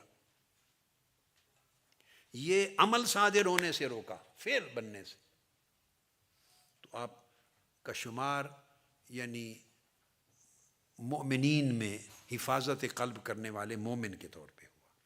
اگر ایک درجہ اور پہلے روک لیا، قصد کا درجہ جو میں بیان کر چکا ہوں، جو درجہ تھا آپ کے فائنل ججمنٹ کا، اس سٹیج پہ روک لیا، تو اس کو یہ درجہ مجتہدین کا کہلاتا ہے۔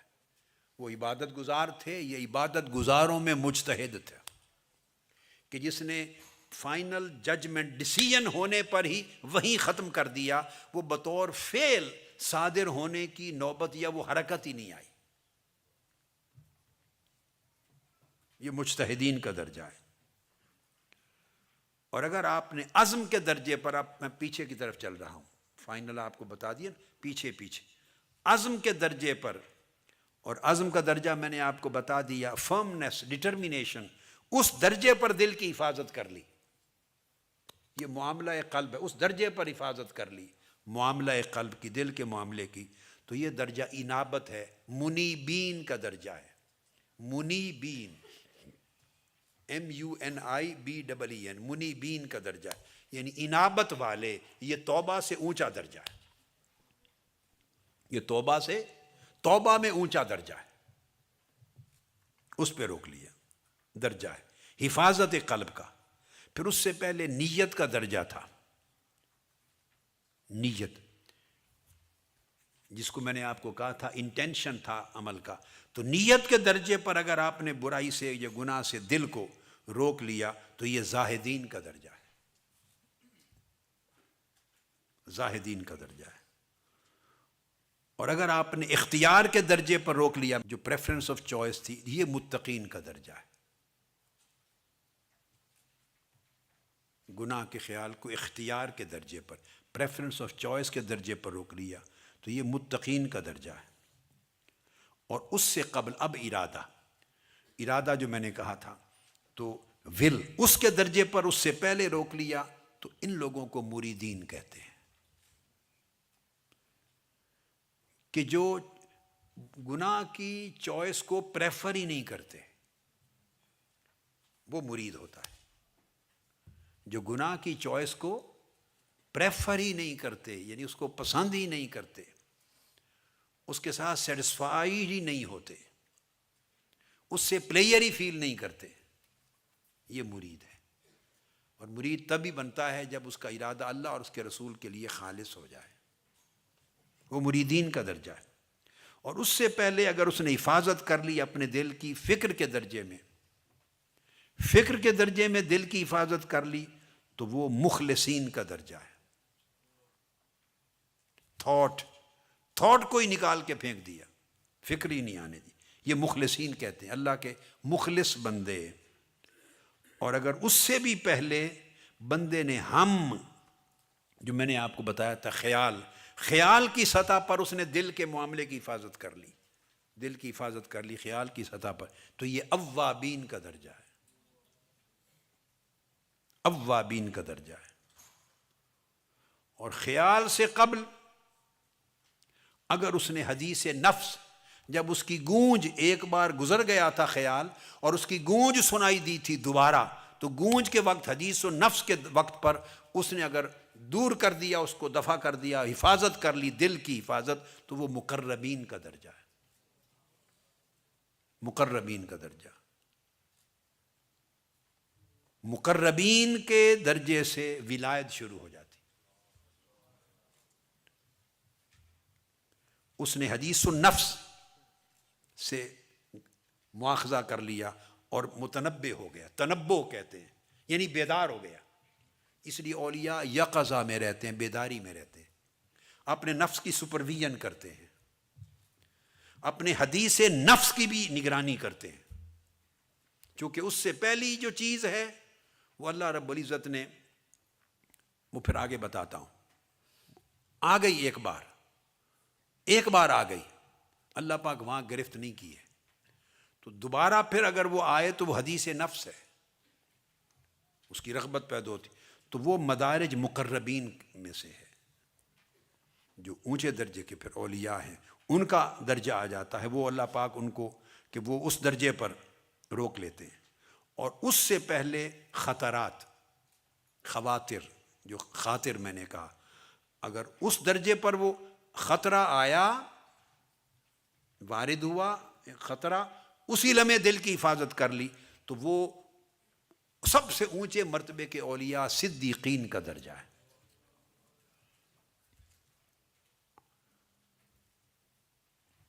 تو افضل ترین حفاظت جس طریق پر اولیاء اللہ پاک کے محبوب مقرب دوست عمل پیرا ہوتے ہیں، وہ خطرات پہ نگاہ رکھتے ہیں، اعمال سیئہ گناہوں اور اعمال پر نہیں، وہ اس کے خطرات پر پہلی چمک جب آئی تھی،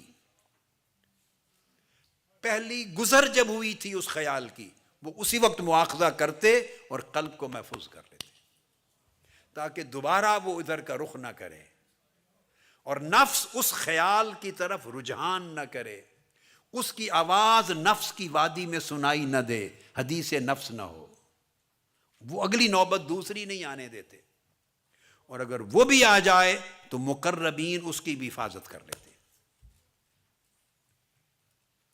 اور اگر وہ خیال بھی بن جائے تو اوابین اس کی حفاظت کر لیتے ہیں، اگر وہ فکر بن جائے تو مخلصین حفاظت کر لیتے ہیں، اگر وہ ارادہ بن جائے تو مریدین حفاظت کر لیتے ہیں، اگر وہ اختیار تک آ جائے تو متقین، تقوی والے متقی حفاظت کر لیتے ہیں، اگر نیت کے درجے پر آ جائے تو زاہد لوگ وہ مجاہدہ کرتے ہیں اور زہد عن دنیا سے اس کی حفاظت کر لیتے ہیں، اور اگر عزم کر ہو جائے پختہ ارادہ تو منیبین حفاظت کر لیتے ہیں، اگر فائنل سٹیج قصد کی آ جائے تو مجتہدین، ریاضت عبادت میں مجاہدہ کرنے والے، محنت اور ریاضت کرنے والے اس کی حفاظت دل کی کر لیتے ہیں، اور اگر اس سے بھی گزر جائے تو عین عمل پہ آ جائے تو ایک بار عمل صادر ہوا تو اس پر اس کی حفاظت کر لی کہ دوبارہ عمل خاطر کی طرح پھر صادر نہ ہو، تو وہ عابدین حفاظت کر لیتے۔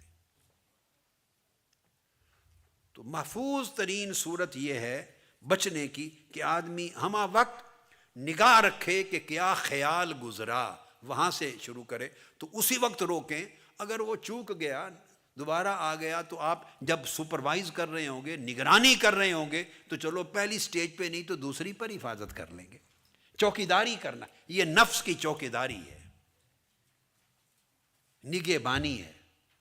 ہم جب نگہبانی نہیں کرتے، چوکیداری نہیں کرتے، گارڈ بن کے حفاظت نہیں کر رہے ہوتے، تو سٹیپ بائی سٹیپ وہ چیزیں جو دلوں کو مردہ کرنے والی ہیں اور پھر دلوں کو سیاہ کرنے والی ہیں، وہ چیزیں بڑھتی چلی جاتی ہیں، حتیٰ کہ ایک سٹیج آتی ہے کہ ہمارے کنٹرول میں نہیں رہتا۔ لہذا یہ جو دو نشستیں ہو رہی ہیں کل کی اور آج کی، ان کا لب لباب یہ ہے کہ چوکیدار بنیں اپنے دلوں کا، اپنے مائنڈ، اپنے ہارٹ، اپنا سول، دل اور دماغ نفس کے چوکیدار بنیں، اس سٹیج پہ گرفت کریں، مواخذہ کریں، روکیں، اپنا دفاع کریں، ڈیفنس کریں جس سٹیج پر وہ خیال پہلی بار آیا۔ سرحدوں پر جب آپ فوجیوں کو دیکھیں نا، یہ جو آرمیز ہوتی ہیں تو ان کی کئی ڈیفنس لائنز ہوتی ہیں، جہاں سے دشمن حملہ آور ہوتے ہیں نا، آپ مثلا لاہور میں ہم نے دیکھا ہے، باقی تو اور کسی جگہ موقع نہیں ملا، جب یہ واگا بارڈر ہے یا کیا جلو موڑ سے آگے جائیں تو واگا بارڈر کی طرف جائیں تو مختلف ڈیفنس لائنز آتی ہیں. یہ پہلی ڈیفنس لائن ہے، پھر اس کے بعد اگلی، پھر اس کے بعد اگلی. بارڈر تو آخری جا کے آتی ہے، تو کوشش کرتے ہیں کہ بارڈر پہ ہی روک لیں. یہ ہے خواطر کو روکنا. بارڈر کراس کر کے دشمن اگر آ گیا، بعض اوقات حملے ہوئے، تو 1965 کی جنگ میں کہتے ہیں کہ وہ 3 ڈیفنس لائنز کراس کر کے تو لاہور کی ابتدائی آبادی تک آ گئے تھے انڈینز. تو ڈیفنس لائن اور آپ کو پتہ ہے سیالکوٹ میں آئے تو وہ بم بات کے ٹینکوں کے نیچے پھر گھس گئے کہ تو بچانا پڑ گیا تھا ملک. یہ سنا ہوگا 1965 کی وار میں. وہ اس لیے کہ جب آپ کی ڈیفنس لائنز ٹوٹ جاتی ہیں تو پھر اس طرح بچانا پڑتا ہے. یہ مجتہدین کا درجہ ہے، یہ مجتہدین کا درجہ ہے کہ ٹینک چڑھا ہے جب آپ کے اوپر تو ان کے نیچے اڑا کے اپنے آپ کو بچا لیں. وہ آخری حد ہوتی ہے، ہر کوئی نہیں کر سکتا. لہذا پہلی فائٹ بارڈر پہ ہی ہوتی ہے. خاطر آئے خطرات اور وہیں دفاع کر لیا تاکہ دوبارہ حدیث نفس نہ بنے. حدیث نفس سیکنڈ ڈیفنس لائن ہے، ہم تیسری ڈیفنس لائن ہے، فکر چوتھی ڈیفنس لائن ہے، ارادہ 5ویں ڈیفنس لائن ہے، رضا 6ٹھی ڈیفنس لائن ہے، اختیار 7ویں ڈیفنس لائن ہے، نیہ 8ویں ڈیفنس لائن ہے، عزم عزیمہ 9ویں ڈیفنس لائن ہے، قصد 10ویں ڈیفنس لائن ہے. اس کے بعد پھر فیل صادر ہو جاتی، پھر توبہ شروع ہو جاتی. اور اللہ کا کرم دیکھیے کہ گناہ ہو بھی جائے تب بھی اس نے پھر ایک ڈیفنس لائن دی ہے اور وہ توبہ ہے. وہاں سے بھی پلٹ جاؤ، وہاں سے بھی پلٹ جاؤ، یہ سارے گناہ اللہ معاف کر دے گا. بندے کی کمزوریوں کو جانتے ہوئے. لیکن یہ سب بندہ اپنے آپ کو آزمائش میں ڈالتا ہے، اور جب یہ چیز گزر جاتی ہے پھر اس کے اندر اتنی طاقت نہیں ہوتی کہ وہ اس کو روکے. لہٰذا آپ ہمیشہ چوکیداری کریں، خواطر کی، حدیث نفس کی، ہم کی، فکر کی، ارادے کی. پہلے 5 ڈیفنس لائنز جو ہیں اپنی اپنی طاقت کے مطابق اس پر محنت کریں. اور 6ٹھی ڈیفنس لائن ہے، اختیار کی ڈیفنس لائن ہے. 7 ڈیفنس لائن تک بھی چلیں تو آپ کے لیے ایزی ہے. 7ویں ڈیفنس لائن تک بھی روک لیں ہر ایک. تو اس پر محنت کرنے سے ہوگا، ایسے زیارت کرنے سے نہیں ہوگا. بھی چلو زیارت کر لیتے ہیں تو سارا ہی ہو جائے گا. اس طرح ڈیفنس نہیں ہوتے.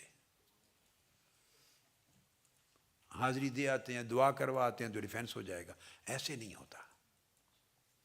اگر خالی زیارت اور دعا سے ڈیفنس ساری ہو جاتی تو اولیاء کرام ان چیزوں کو کبھی ذکر ہی نہ کرتے. وہ ایک ہی بات کہہ دیتے، صرف زیارت کر لیا کرو سارے ڈیفنس اپنے آپ ہو جائیں گے. ایسا نہیں ہوتا. زیارت، صحبت، دعا، عقیدت، تعلق، محبت، پیروی، یہ ساری چیزیں طاقت دیتی ہیں، آپ کے ڈیفنس کو مضبوط کرتی ہیں. مگر ڈیفنس کرنے والے تو بنے نا. آپ ڈیفنس ہی نہ کر رہے ہوں تو زیارتیں کیا کریں گی، زیارت اور عقیدت کیا کرے گی. انہوں نے طاقت دینی ہے. آپ اپنی اینٹیں رکھیں تو زیارت اور صحبت سیمنٹ کر دے گی، اینٹوں کو سیمنٹ کر دے گی. اور اگر آپ اینٹیں رکھنے کے لیے تیار نہ ہو، دیوار بنانے کے لیے تیار نہ ہو، تو پھر وہ زیارت اور صحبت اور رفاقت اور عقیدت اور محبت وہ کیا کرے. نہ گارا لگا رہے ہیں، نہ سیمنٹ لگا رہے ہیں، کیا کریں. اینٹیں ہی نہیں رکھ رہے. بھائی اینٹیں کم سے کم رکھیں، پکی اینٹیں نہیں تو کچی دیوار ہی بنا لیں، تو گارے سے پھر زیارت اور صحبت اور نسبت اور تعلق اس کو سیمنٹ کر دے گی. آپ میری بات سمجھیں نا. آپ کی روش یہ ہے، یا آپ سے میری مراد ہم لوگوں کی اور امت مسلمہ میں عام لوگوں کی روش یہ ہے کہ اس اینٹیں ہی نہیں رکھنے کے تیار، دیوار بنانے کو تیار نہیں، تو سارا کام عقیدت سے ہی ہو جائے گا. کبھی اکیلا دیکھا، اکیلے سیمنٹ نے کبھی ڈیفنس کر لیا ہو؟ سیمنٹ نے کبھی آپ کے گھر کے کمرے بنائے ہیں؟ سیمنٹ نے بتائیں. گارا سیمنٹ ہی پکا کرتا ہے نا، مگر اس نے کبھی دیوار بنائی ہے؟ کیوں؟ وہ کہتا ہے میں تو اینٹوں سے لگتا ہوں، اینٹوں کو جوڑتا ہوں اور پکا کرتا ہوں. تو اگر اینٹیں ہی نہیں آپ نے رکھی تو سیمنٹ کیا کرے گا. لہٰذا یہ جو باقی تمام چیزیں جس پر آپ کرتے ہیں تکیہ، یہ سمجھے سیمنٹ ہے، اور آپ کی یہ کاوش، چوکیداری، نگرانی، اطاعت گزاری، یہ اینٹیں ہیں. یہ اینٹیں آپ رکھیں گے تو سیمنٹ کوئی لگائے گا، اس سے دیوار پکی ہو جائے گی. یہ بات میری سمجھ میں آ گئی ہے؟ اب یہ دیکھ لیں جب خاطر آیا، خواطر آئے یا خطرات آئے، خواطر میں نے کہا اچھے بھی ہیں برے بھی ہیں، تو اس وقت دونوں چیزیں ہیں۔ اگر برا کوئی خطرہ لاحق ہوا تو اس کو روکنے کے لیے ٹریٹمنٹ چاہیے، اور اچھا خطرہ اگر آیا تو اس کی حفاظت کرنے اور پروموٹ کرنے کے لیے اس کے لیے ٹریٹمنٹ چاہیے۔ یہ اب اس سے اگلا چیپٹر شروع ہو رہا ہے اسی ہی کے اندر، اسی کتاب قلب میں سمجھ گئے نا؟ یعنی میں آپ 10 مراحل کرا دیے۔ جب اچھا خیال آیا تو اب آگے کچھ تو کرنا ہے نا، آیا خیال گزر گیا، اب آپ نے ویجیلنٹ ہونا ہے، ویجیلنٹ۔ میں نے کہا چوکیداری، گارڈ بنے، چوکیداری کریں، نگہبانی کریں۔ تو کرنا کیا ہے؟ ایسا تو نہیں ہوتا بھئی آپ چوکیدار بن کے بیٹھے ہیں گلی میں، جو پرانے زمانوں کی گلیاں ہیں اور محلے اور جو مختلف آبادیوں میں، چوکیدار بن کے ڈنڈا سوٹا لے کے بیٹھے ہوئے ہیں، اور چور آ گئے اور آپ کے سامنے کسی کا دروازہ بھی توڑ رہے ہیں، ڈاکو آ گیا گھس بھی رہے ہیں، آپ بیٹھے ہوئے ہیں آرام سے، چوری ہو گئی ہے، چلے گئے، آپ کیا کر رہے ہیں؟ میں چوکیداری کر رہا ہوں۔ یہ کیا چوکیداری کر رہے ہیں؟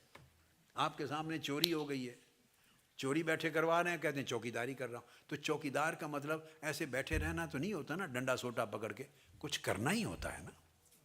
جب چور آئے تو اس کو روکنا ہے، تو کیسے روکیں گے یہ آپ کی فطرت بتا دے گی۔ کوئی شور شرابہ کریں گے، ان ملکوں میں آپ گولی نہیں چلا سکتے، حملہ نہیں کر سکتے، تو شور شرابہ کریں گے، ٹیلی فون کریں گے، پولیس کو بلائیں گے، ہنگامہ کریں گے، کھپ شپ ڈالیں گے، لوگ نکل آئیں گے، پولیس آ جائے گی، کوئی اسپیشل نمبر ہوگا فون کا، ایسے ہی کرتے ہیں نا، آ جائے گی، کچھ نہ کچھ یہ کریں گے نا۔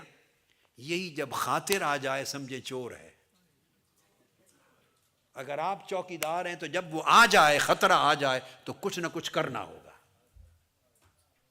کہیں ٹیلی فون کریں، کوئی شور شرابہ کریں، کوئی رولا ڈالیں، کوئی ہنگامہ کریں۔ میری بات آپ سمجھ رہے ہیں بات کو؟ کچھ کرنا ہوگا، ویلا نہیں بیٹھنا، کچھ کریں گے تو چور چوری کے بغیر واپس چلا جائے گا، ورنہ چوری کر کے جائے گا۔ لہذا اگر برا خیال آئے تو اس کو روکنے کے لیے ہمت کرنی، کچھ عمل کرنے، دوبارہ نہ آئے، ڈیفنس کرنا۔ اور اگر اچھا خیال آئے تو اس کو سیکیور کرنا ہے۔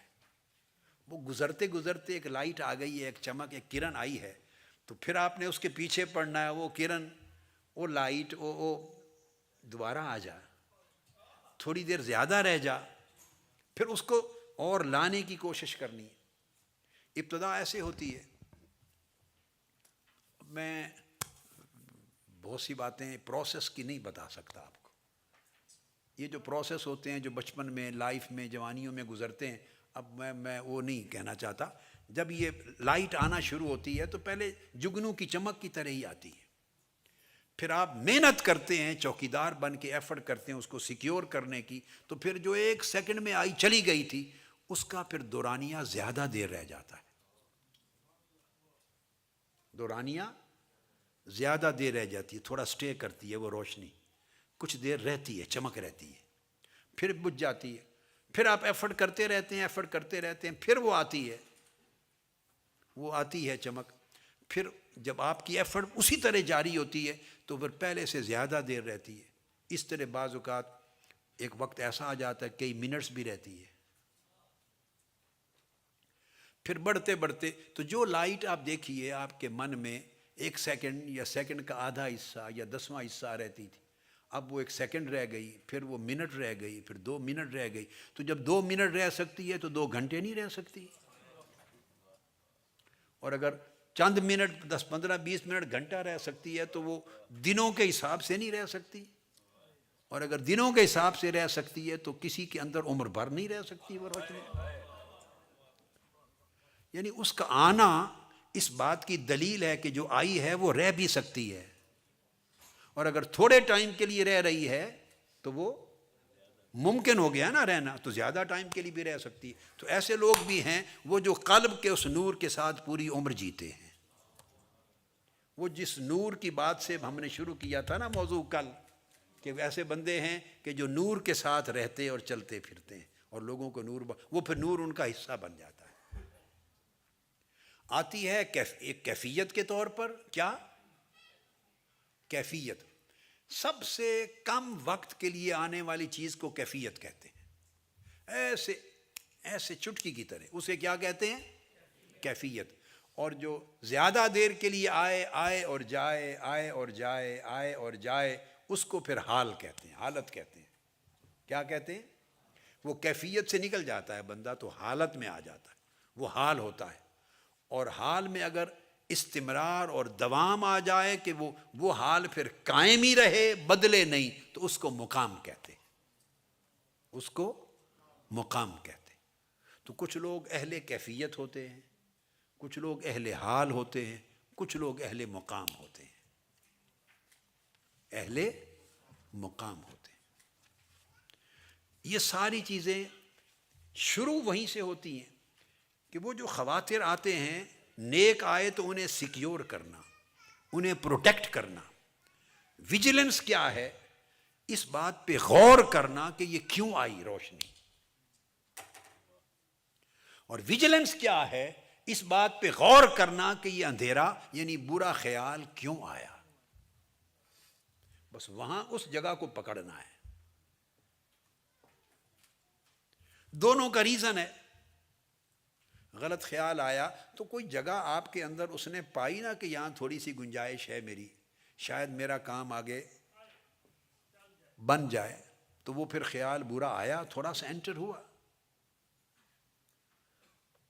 تو آپ نے ویجیلنس یہ ہے، چوکیداری یہ ہے، آپ بیٹے سمجھ نہیں ہے نا ساری چوکیداری یہ ہے کہ آپ ویجیلنٹ ہو کر اس کا جائزہ لیں کہ یہ کیوں آیا۔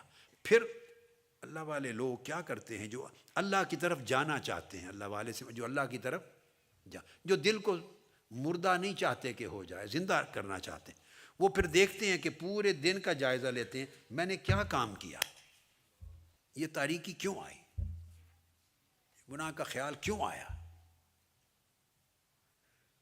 تو کوئی چیز اسے اپنائیت کی ملی ہے، پھر سارے دن کا جائزہ لینا ہوتا ہے۔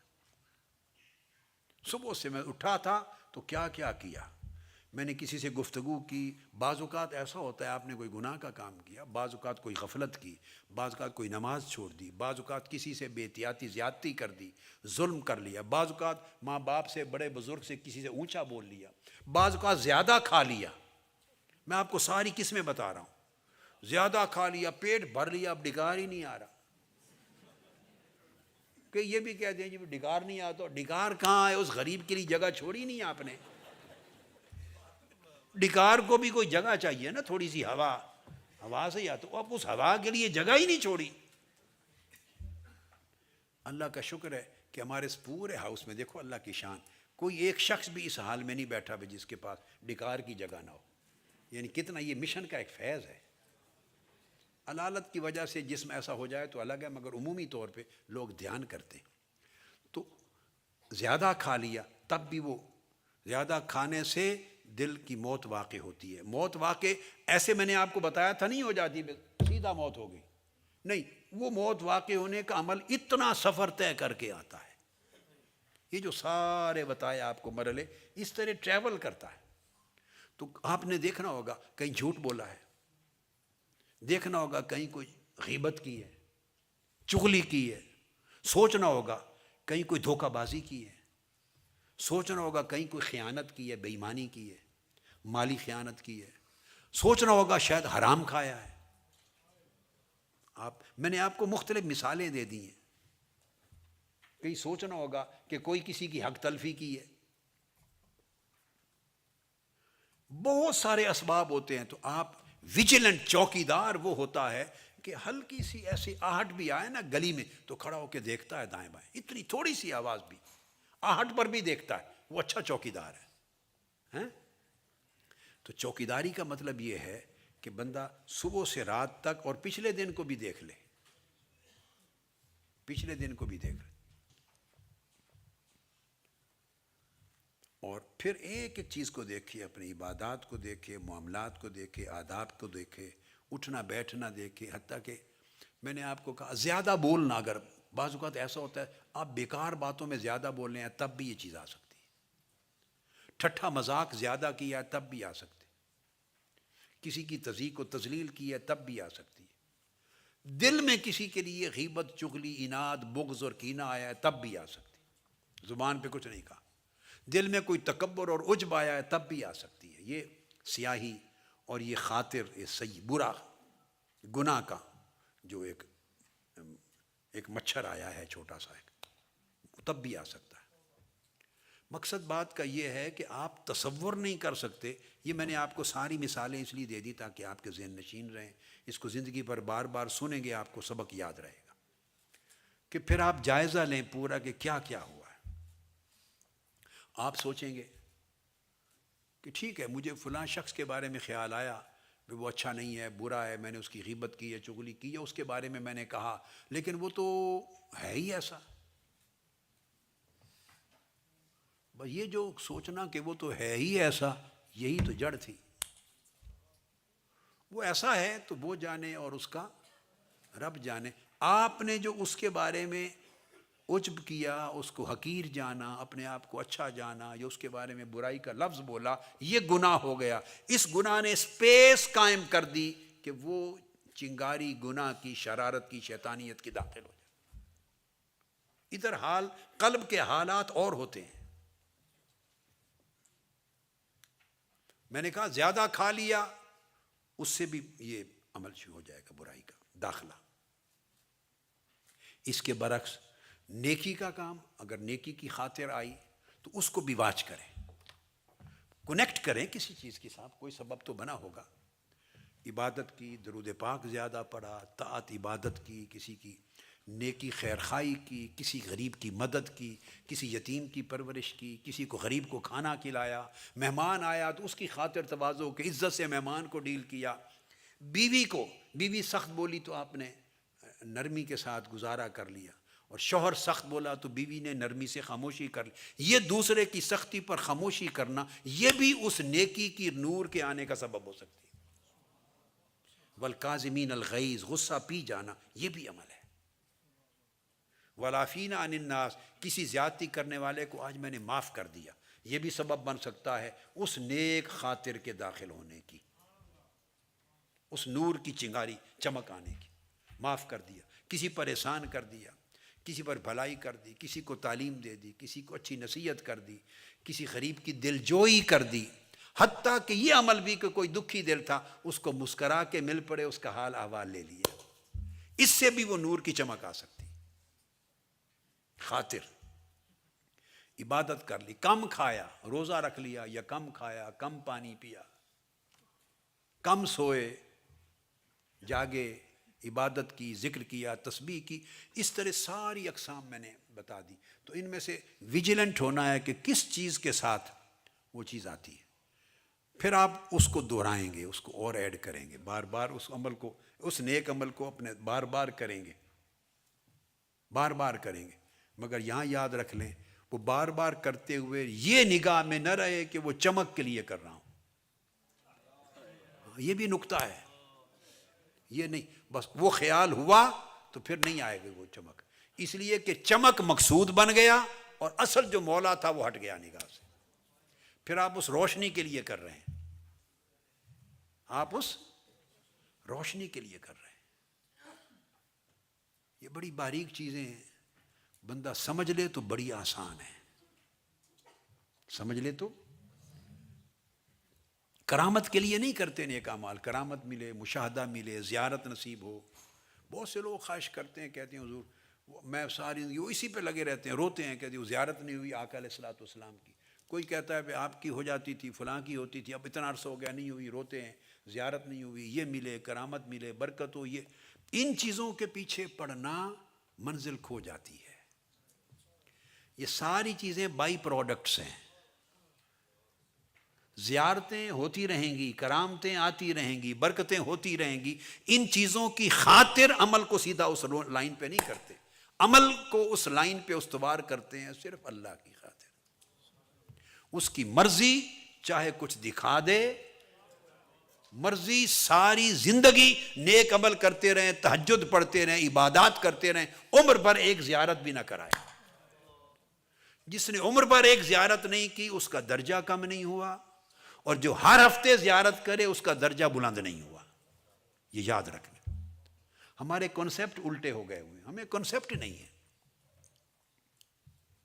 کنسپٹس نہیں ہے۔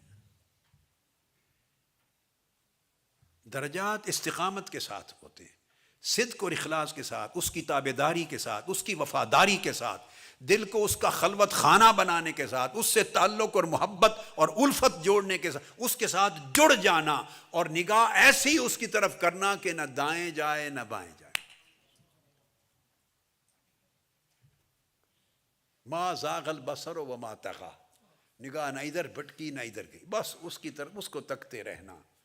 اب اس مالک کی مرضی، محبوب کی مرضی آپ کے خوابوں میں آئے یا نہ آئے، وہ آپ کو برکتیں کرامتیں دکھائے یا نہ دکھائے، پردہ اٹھائے یا نہ اٹھائے۔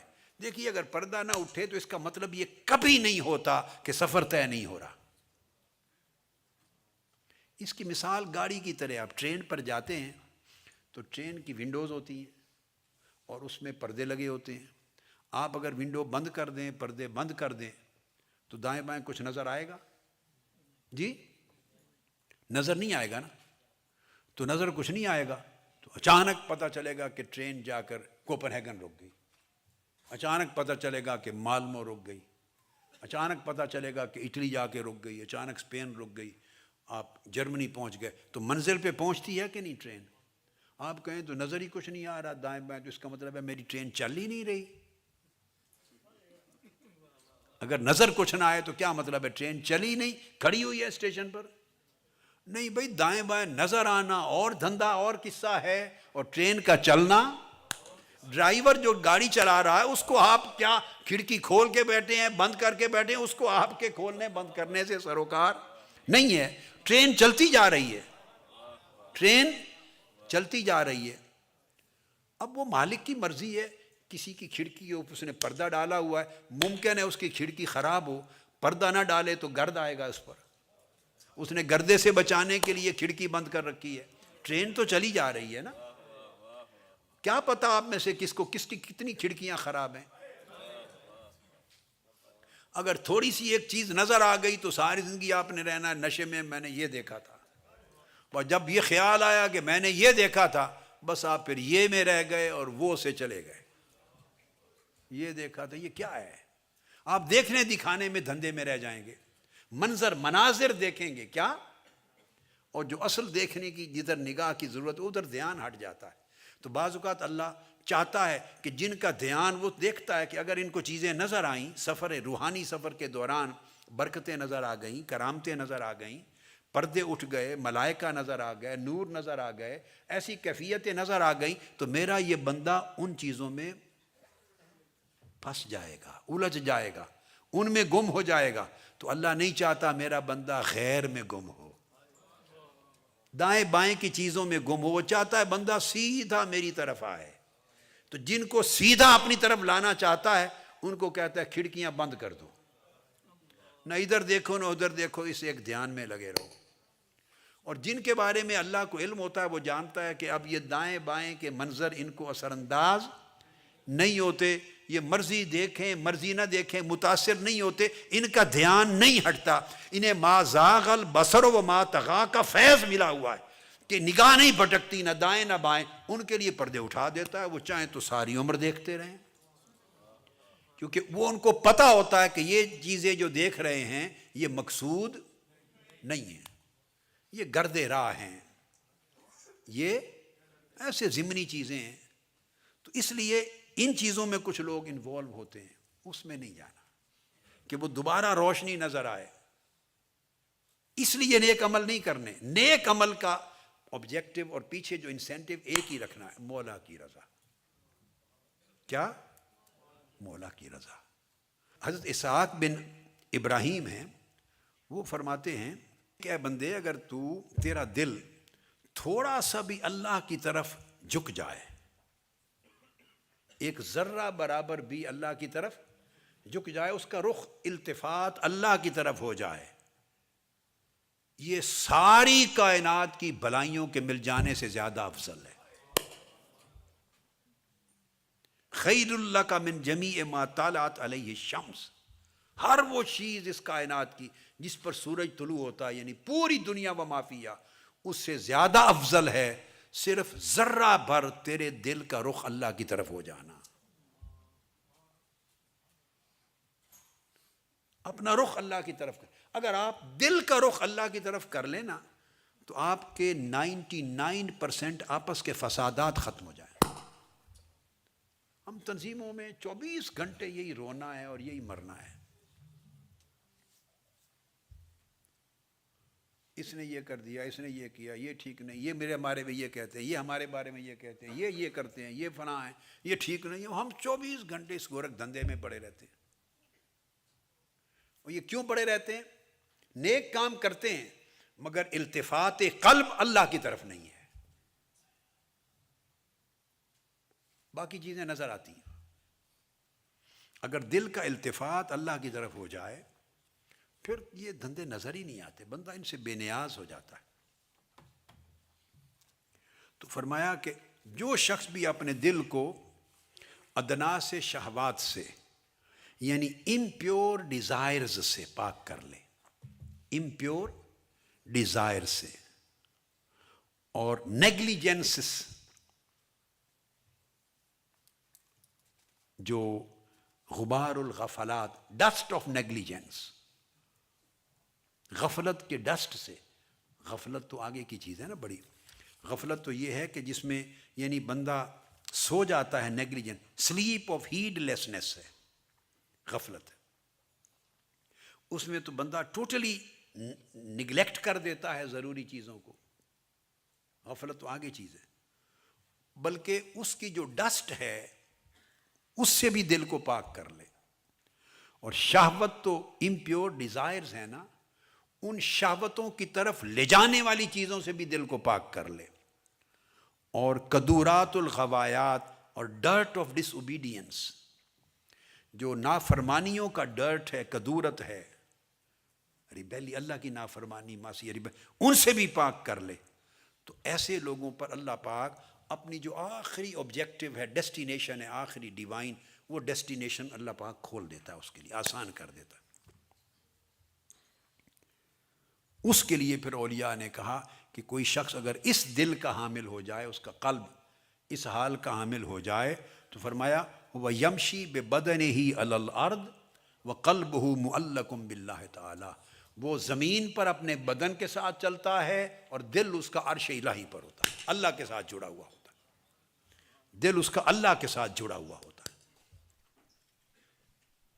اس کے لیے معنی نہیں رہتا پھر وہ کس کے ساتھ بیٹھا ہے، کہاں بیٹھا ہے، مخلوق میں بیٹھا ہے، لوگوں میں بیٹھا ہے، کیا کر رہا ہے، یہ بدن کو مشغول رکھتا ہے دنیا میں اور قلب مشغول رہتا ہے اللہ میں۔ تو بدن کے عوارض اور حالات اور چلتے رہتے ہیں دین حق کے اور احکام کے تابع، اور قلب کے حالات اور چلتے رہتے ہیں۔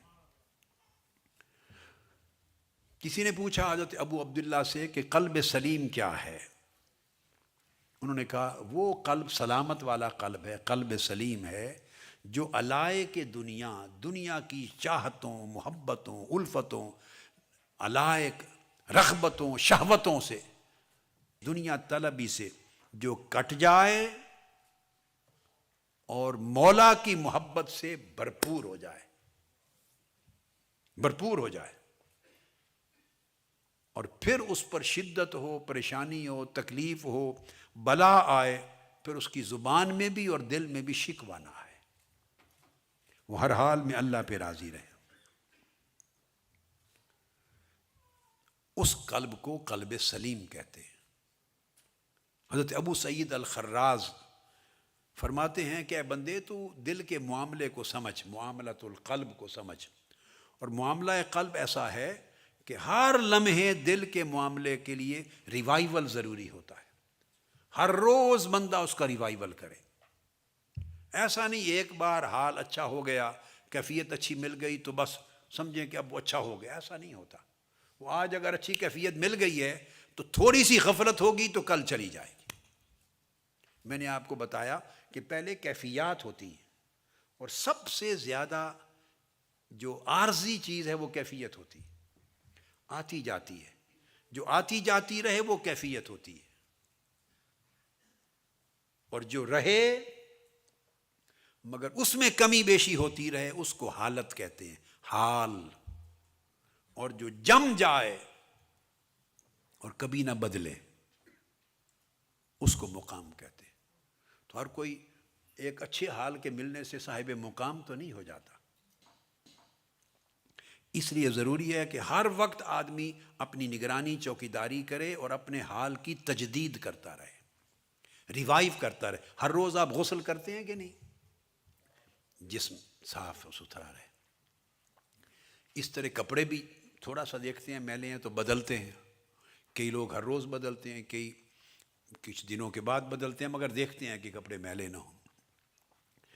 اسی طرح اعمال بھی تجدید مانگتے رہتے ہیں اور احوال بھی تجدید مانگتے رہتے ہیں، اور باطن کی کیفیات بھی تجدید مانگتی رہتی ہیں۔ تو کیفیات بھی روزانہ غسل مانگتی ہیں، قلب دل کے حالات بھی روزانہ کا غسل مانگتے ہیں، دل کو بھی روز غسل ملے، اور روز غسل کے لیے بندہ تلاوت کرے تدبر اور تفکر کے ساتھ، معانی قرآن کے ساتھ، قرآن میں فکر کرے یا تدبر کرے یا استغفار کرے یا نماز کرے، یکسوئی قلب کی دل جمعی کے ساتھ مراقبہ کرے، درود پاک پڑھے، دل جمعی کے ساتھ، دل کو حاضر کر کے اعمال صالحہ کرے۔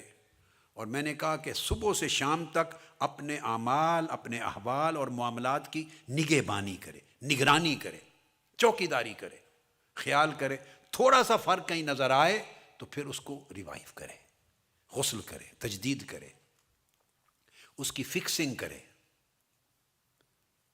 تاکہ جس جس سبب سے کیفیت آئی ہے نیک وہ بڑھے، اور جس سبب سے کوئی بری کیفیت یا کوئی چیز داخل ہوئی ہے اس کا ٹریٹمنٹ کر کے اس کو سٹاپ کرے۔ تو یہ چیزیں اگر ہوں تو اس سے پھر تجدید ہوتی ہے قلب کے احوال کی، اور یہ تب ہوتا ہے اگر اپنے تمام اوقات کا بندہ ملاحظہ کرے، اس کی نگرانی کرے، اور صدق حال کے ساتھ اس کی حفاظت کرے۔ اور یہ تب ممکن ہوتا ہے کہ اگر بندہ اپنے ہر عمل، ہر فعل اور ہر قول اور ہر چاہت میں سمت صرف ایک رکھے، التفات اللہ، جو کرے صرف اللہ کے لیے کرے، نہ تنظیم کے عہدے کے لیے کرے، نہ شہرت کے لیے کرے، نہ عزت کے لیے کرے، نہ ریکگنیشن کے لیے کرے، نہ کلیپنگ کے لیے کرے، نہ اپریسیشن کے لیے کرے۔ انسان جو چیز بھی دنیا میں چاہتا ہے، مجھے اس کی وجہ سے عزت ملے، مجھے کرسی ملے، مجھے فرنٹ پر دکھلاوا ملے، لوگ میرے لیے کھڑے ہوں، مجھے عزت دیں، میری کاوش کو مانیں، میرے لیے جگہ چھوڑیں، مجھے اپریشیٹ کریں، مجھے ریکگنائز کیا جائے، میری سروسز کو مانا جائے۔ یہ جتنی چیزیں ہیں ان ساری کو جمع کر لیں، یہ ساری چیزیں جمع کر لیں تو یہ شرک ہیں، یہ روحانی شرک ہیں۔ چونکہ ساری چیزوں کی نفی تھی، چاہیے یہ تھا کہ سب کچھ صرف اللہ کے لیے کیا جائے، اور بندے نے اللہ کو ہٹا کے اس جگہ ریکگنیشن کو رکھ لیا، اللہ کو ہٹا کے اس جگہ اپنی عزت کو رکھ لیا کہ میری عزت ہو، اللہ کی جگہ اپنی شہرت کو رکھ لیا، اللہ کی جگہ اپنے عہدے کو رکھ لیا۔ سمجھ رہے ہیں بیٹے؟ عہدے کو رکھ لیا، اپنے آفس کو رکھ لیا۔ یہ جتنی چیزیں لاشعوری طور پہ بھی بندہ چاہتا ہے اور چاہت بنا کے دل میں رکھتا ہے، یہ ساری چیزیں روحانیت کے درجے میں شرک ہے، بت پرستی ہے۔ اللہ پاک ان سب چیزوں کی چاہتا ہے بندہ نفی کرے۔ یہ بائی پروڈکٹس ہیں، جو کام کرے گا اس کا نام ہو جائے گا، نام بھی ہوگا، جو کام کرے گا لوگ اس کی عزت بھی کریں گے، جو لوگوں کی خدمت کرے گا لوگ عزت کریں گے، جو کام کرے گا ریکگنائز بھی ہوگا۔ کروانے سے نہیں ملتا عزت، کروانے، مطالبہ کرنے سے کبھی کسی کو عزت نہیں ملی۔ عزت بے نیاز ہونے سے ملتی ہے۔ جو آدمی طلب سے بے نیاز ہو جائے اس کو عزت ملتی ہے۔ جو پیچھے پڑا رہے، میری عزت نہیں کر رہے لوگ، مجھے مان نہیں رہے، میری عزت نہیں کر رہے، مجھے کرسی اچھی نہیں دے رہے، میرا نام نہیں لے رہے، جو ان چیزوں میں پڑا رہے وہ ساری زندگی کڑ کڑ کے میں ہی مر جاتا ہے، اس کی کوئی عزت نہیں کرتا۔ مجھ سے لوگ محبت نہیں کرتے تو اس سے کوئی محبت نہیں کرتا۔ جو ان تمام چیزوں کی طلب سے بے نیاز ہوتا ہے، لوگ اسی سے محبت کرتے ہیں، اس کی عزت کرتے ہیں، اس کو مانتے ہیں۔ کیوں؟ وہ اللہ کرواتا ہے، کیونکہ وہ طلبگار ہے صرف اللہ کا، وہ طلبگار ہے صرف اللہ کا۔ حضرت ابو الدرداء رضی اللہ تعالیٰ عنہ نے کہا کہ اللہ کے ایسے بندے بھی ہیں، اور یہ حقیقت ہے، اللہ کے ایسے بندے ہیں جن کے دل اللہ کی طرف اڑتے ہیں، جیسے پرندے اڑتے ہیں نا، ہوائی جہاز اڑتے ہیں، پرندے اڑتے ہیں، تو ایسے بندے بھی ہیں جو اللہ کی طرف شوق کے پر لگا کر، شوق اور محبت کے پر لگا کر اڑتے ہیں، اور اتنا تیزی سے اڑتے ہیں کہ بجلی بھی ان کا مقابلہ نہیں کر سکتی۔ اگر بجلی بھی ان کے ساتھ چلنا چاہے نا، بجلی، روشنی کی رفتار کیا ہے پتہ ہے نا آپ کو؟ جی، تو روشنی بھی جو 1 سیکنڈ میں لاکھوں میل، 1,86,000 2 لاکھ کے قریب سفر کرنے والی روشنی، وہ بھی اس کے ساتھ چلنا چاہے تو نہیں چل سکتی۔ وہ شوق جو محبت ہے، اشتیاق اللہ، اللہ کی طرف اڑنا، اور صرف اسی کی طرف اڑنا، اسی کے لیے اڑنا، اسی کے ساتھ اڑنا، اسی میں اڑنا۔ سیر الی اللہ، السیر باللہ، السیر مع اللہ، السیر فی اللہ، ہر چیز اللہ کے لیے کر کے چلنا، اور ساری دنیاوی اغراض، آبجیکٹو، مقاصد کو ایک طرف کر دینا۔ اگر دل ایسے ہو جائیں تو بجلی بھی ان کی پرواز کا مقابلہ نہیں کر سکتی۔ اور آقا علیہ السلام نے فرمایا صحابہ کرام سے، فرمایا ما سابقکم ابو بکر بکثرت صلاۃ ولا صیام ولیکن بحق وقر فی قلبہ۔ فرمایا لوگو، یہ جو تم دیکھتے ہو کہ ابو بکر اتنا درجہ پا گیا ہے کہ میرا غار یار ہو گیا ہے، یار غار ہو گیا ہے، اور یار مزار بھی ہوگا بعد میں، یہ جو ابو بکر کو اتنا درجہ دیکھتے ہو، فرمایا سن لو، وہ بہت زیادہ نمازیں پڑھنے کی وجہ سے اس درجے تک نہیں پہنچا، اور بہت روزے رکھنے کی وجہ سے اس درجے تک نہیں پہنچا، وہ ایک اس حال کی وجہ سے پہنچا ہے جو اس کے دل میں جمع ہوا ہے، جو اس کے دل میں جمع ہوا ہے۔ اور آپ اس حال، ایسے حال کا کبھی کبھی مظاہرہ ہوتا ہے، اس میں وہ ہے کہ جب غار ثور میں گئے تو آقا علیہ السلام کو روک لیا تھا، آپ اندر نہ آئیں، یہ پرانی غار ہے، سانپ ہوں گے پہلے، تو میں سارے بند کر لوں، تو اپنے کپڑوں سے بند کر لیا، ایک سوراخ رہ گیا، وہاں انگوٹھا رکھ لیا، ڈیفینیٹلی پتا تھا کوئی سانپ ہوگا، کہ کاٹے تو مجھے کاٹے، حضور کو تکلیف نہ ہو۔ اب دیکھو، اپنی جان بھی بندے کی پیچھے رہ جاتی ہے، اور وہاں جس مقصود محبوب سے محبت کرتا ہے وہ جان سے بھی محبوب تر ہو جاتا ہے۔ تو کہتے ہیں ایک شے ہے اس کے دل میں، جو اس کے دل میں جمی ہوئی ہے، وہ اس نے اس کو اتنے درجے تک پہنچا دیا، بہت زیادہ نفل نمازیں عبادات سے نہیں پہنچا۔ اس لیے فرمایا گیا کہ اللہ پاک جو قلیل شے کو رد کرتا ہے، مثلا کسی قلیل شے کو بھی اس وجہ سے رد نہیں کرتا کہ یہ قلیل ہے، تھوڑی سی ہے، اللہ رد نہیں کرتا۔ اور کوئی چیز بڑی کثیر ہو، بہت زیادہ ہو، اس وجہ سے قبول نہیں فرماتا کہ اس نے بڑا کچھ دیا ہے یا بڑا کچھ بھیجا ہے میرے پاس۔ تھوڑا عمل کرے تو اس وجہ سے نہیں رد کرتا کہ تھوڑا کیا ہے، زیادہ اعمال کرے تو اس وجہ سے قبول نہیں کرتا کہ زیادہ کیے ہیں۔ فرمایا وہ قبول کرتا ہے تھوڑا عمل ہو یا زیادہ، وہ دیکھتا ہے کہ اس کے اندر تقویٰ کا نور کتنا ہے، میرے لیے خالصیت کتنی ہے، اس کے عمل کا چہرہ میری طرف کتنا یکسوئی سے ہے، توجہ کیا ہے۔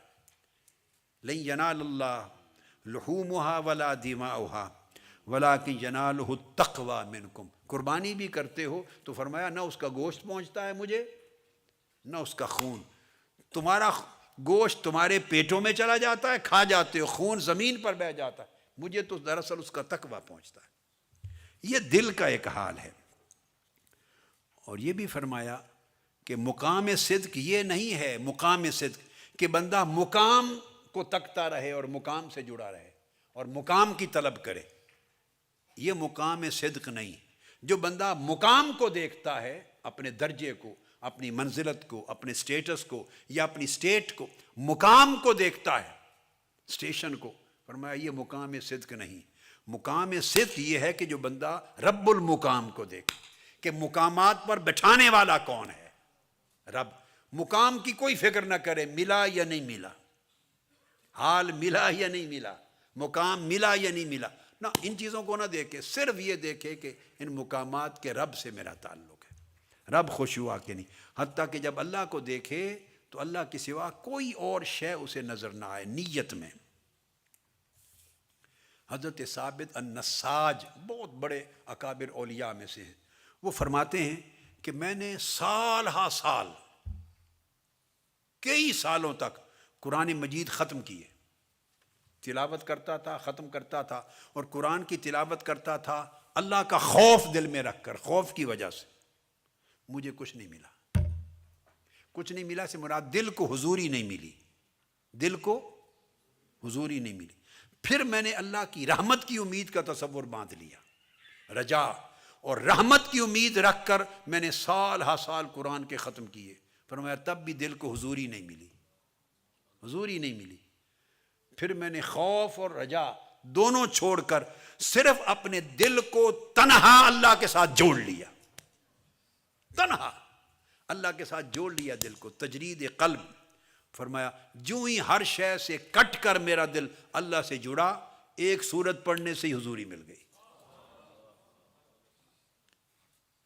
وہ سینکڑوں قرآن ختم کرنے سے نہیں ملی تھی، وہ چند آیتوں سے حضوری مل گئی.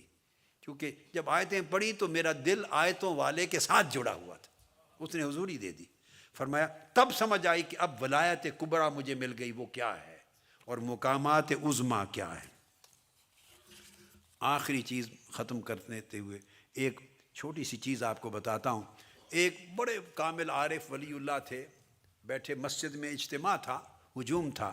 فرماتے ہیں کہ کوئی شخص آیا اور وہ کبھی ادھر جائے، کبھی ادھر جائے، کبھی ادھر جائے، جگہ کو تلاش کر رہا تھا، گھومتا تھا. تو اس عارف باللہ نے اس سے پوچھا یا ھذا ما تطلب، اے اللہ کے بندے تو کبھی ادھر جاتا ہے، کبھی ادھر جاتا ہے، کیا دیکھ رہا ہے، کیا طلب کرتا ہے، تو یہ کس چیز کی تلاش ہے؟ اس نے کہا میں کوئی خالی جگہ تلاش کر رہا ہوں جہاں میں نماز پڑھوں تاکہ مجھے ڈسٹربنس کوئی نہ ہو. خالی جگہ تلاش کر رہا ہوں جہاں میں نماز پڑھوں اور یکسوئی سے نماز پڑھوں. آپ نے فرمایا خل قلبک اما دون اللہ وصلی فی ای موضع شئت. کیا خالی جگہ تلاش کرتا ہے؟ اپنے دل کو ہی خالی کر لے، اپنے دل کو اللہ کے سوا ہر شے سے خالی کر لے، پھر جہاں چاہے نماز پڑھ، موج کرے گا. تو خالی جگہ تلاش کرتا ہے اور دل بھرا ہوا ہے اندر سے، اس سے کیا یکسوئی ملنی ہے؟ تو دل کو خالی کر کہ دائیں کون ہے، بائیں کون ہے، ادھر یہ بیٹھا ہے، ادھر یہ بیٹھا ہے. ان چیزوں سے دل کو خالی کر. جب دل خالی ہو گیا تو جہاں چاہے نماز پڑھ، مولا تیرے دل میں. اسی طرح حضرت ابراہیم بن ادم کے پاس کوئی شخص آیا تھا اور اس نے آ کے عرض کیا کہ مجھے اسم اعظم بتا دے، اسم اعظم. اور میں نے سنا ہے کہ اسم اعظم جس کے پاس ہو تو بندہ مشرق سے مغرب تک اس کے تصرفات ہوتے ہیں. تو اسم اعظم کیا ہے؟ تو آپ نے فرمایا بھائی اپنے دل کو اللہ کے لیے خالی کر لے، اپنے دل کو اللہ کے لیے خالی کر لے، پھر ہر اسم اعظم ہوگا. جو چاہے پڑھ وہ اسم اعظم بن جائے گا. تو جب دل اللہ کے لیے خالی ہو جاتا ہے اور اس کے ساتھ جڑ جاتا ہے، وہ دل زندہ ہو جاتا ہے، اور پھر اس سے باقی ساری خواہشیں مردہ لگتی ہیں. یہ جو جس کے لیے لڑتے مرتے تھے نا، یہ نہیں ہوا، یہ نہیں ہوا، یہ نہیں ملا، یہ میرا یہ ہو گیا، میرا فلاں یہ ہو گیا، یہ جو 24 گھنٹے یہ مسائل ہوتے ہیں زندگی کے، یہ سب یہ مردوں کے ہم نوچتے ہیں گوشت، مردوں کے گوشت کھاتے ہیں، حرام کھاتے ہیں، مردوں کی میتوں کے گوشت نوچ کے کھا رہے ہیں. اور اگر دل اللہ کے ساتھ جڑ جائے اور دل کی خلوت میں اللہ جلوہ گر ہو جائے اور بندہ اپنے دل کے ساتھ اللہ کے ساتھ رہنے لگے، بندے کا دل اللہ کے ساتھ اللہ کے حضور میں رہنے لگے، پھر وہ ان ساری خواہشوں کو دیکھے گا جو پہلے جن کے لیے جیتا مرتا تھا اس کو نظر آئیں گی کہ یہ تو قبرستان تھا سارا، یہ تو سارے مردے تھے، تو میں مردوں کے پیچھے پڑا رہا، اب الحی الذی لا یموت کے ساتھ جڑا ہوں، اس زندہ کے ساتھ جڑو تو ہر چیزوں سے نجات مل جائے گی۔ یہ سبق ہے ان 2 دنوں کا، یعنی دل اور دل کی زندگی، حیات قلب، اور کیسے پانی ہے، اور موت سے قلب سے کیسے بچنا ہے۔ اللہ پاک آپ سب کو سلامت رکھے، برکتیں دے، اور حضور علیہ السلام کے طفیل اس مشن کو عظمت، عروج اور کامیابی دے، اور اس مشن کے فرزند اور بیٹے بیٹیاں، خدمت کرنے والوں کے دلوں کو اللہ زندہ فرمائے اپنے جلوہ اور اپنے نور سے۔ اور جو کچھ میں نے کہا ہے 2 دن، اب انشاءاللہ کل آخری روانگی سے پہلے ایک نشست ہوگی، جو کچھ 2 دنوں میں کہا اللہ پاک اسے آپ کی زندگی کا حال بنا دے۔ وما علینا الا البلاغ۔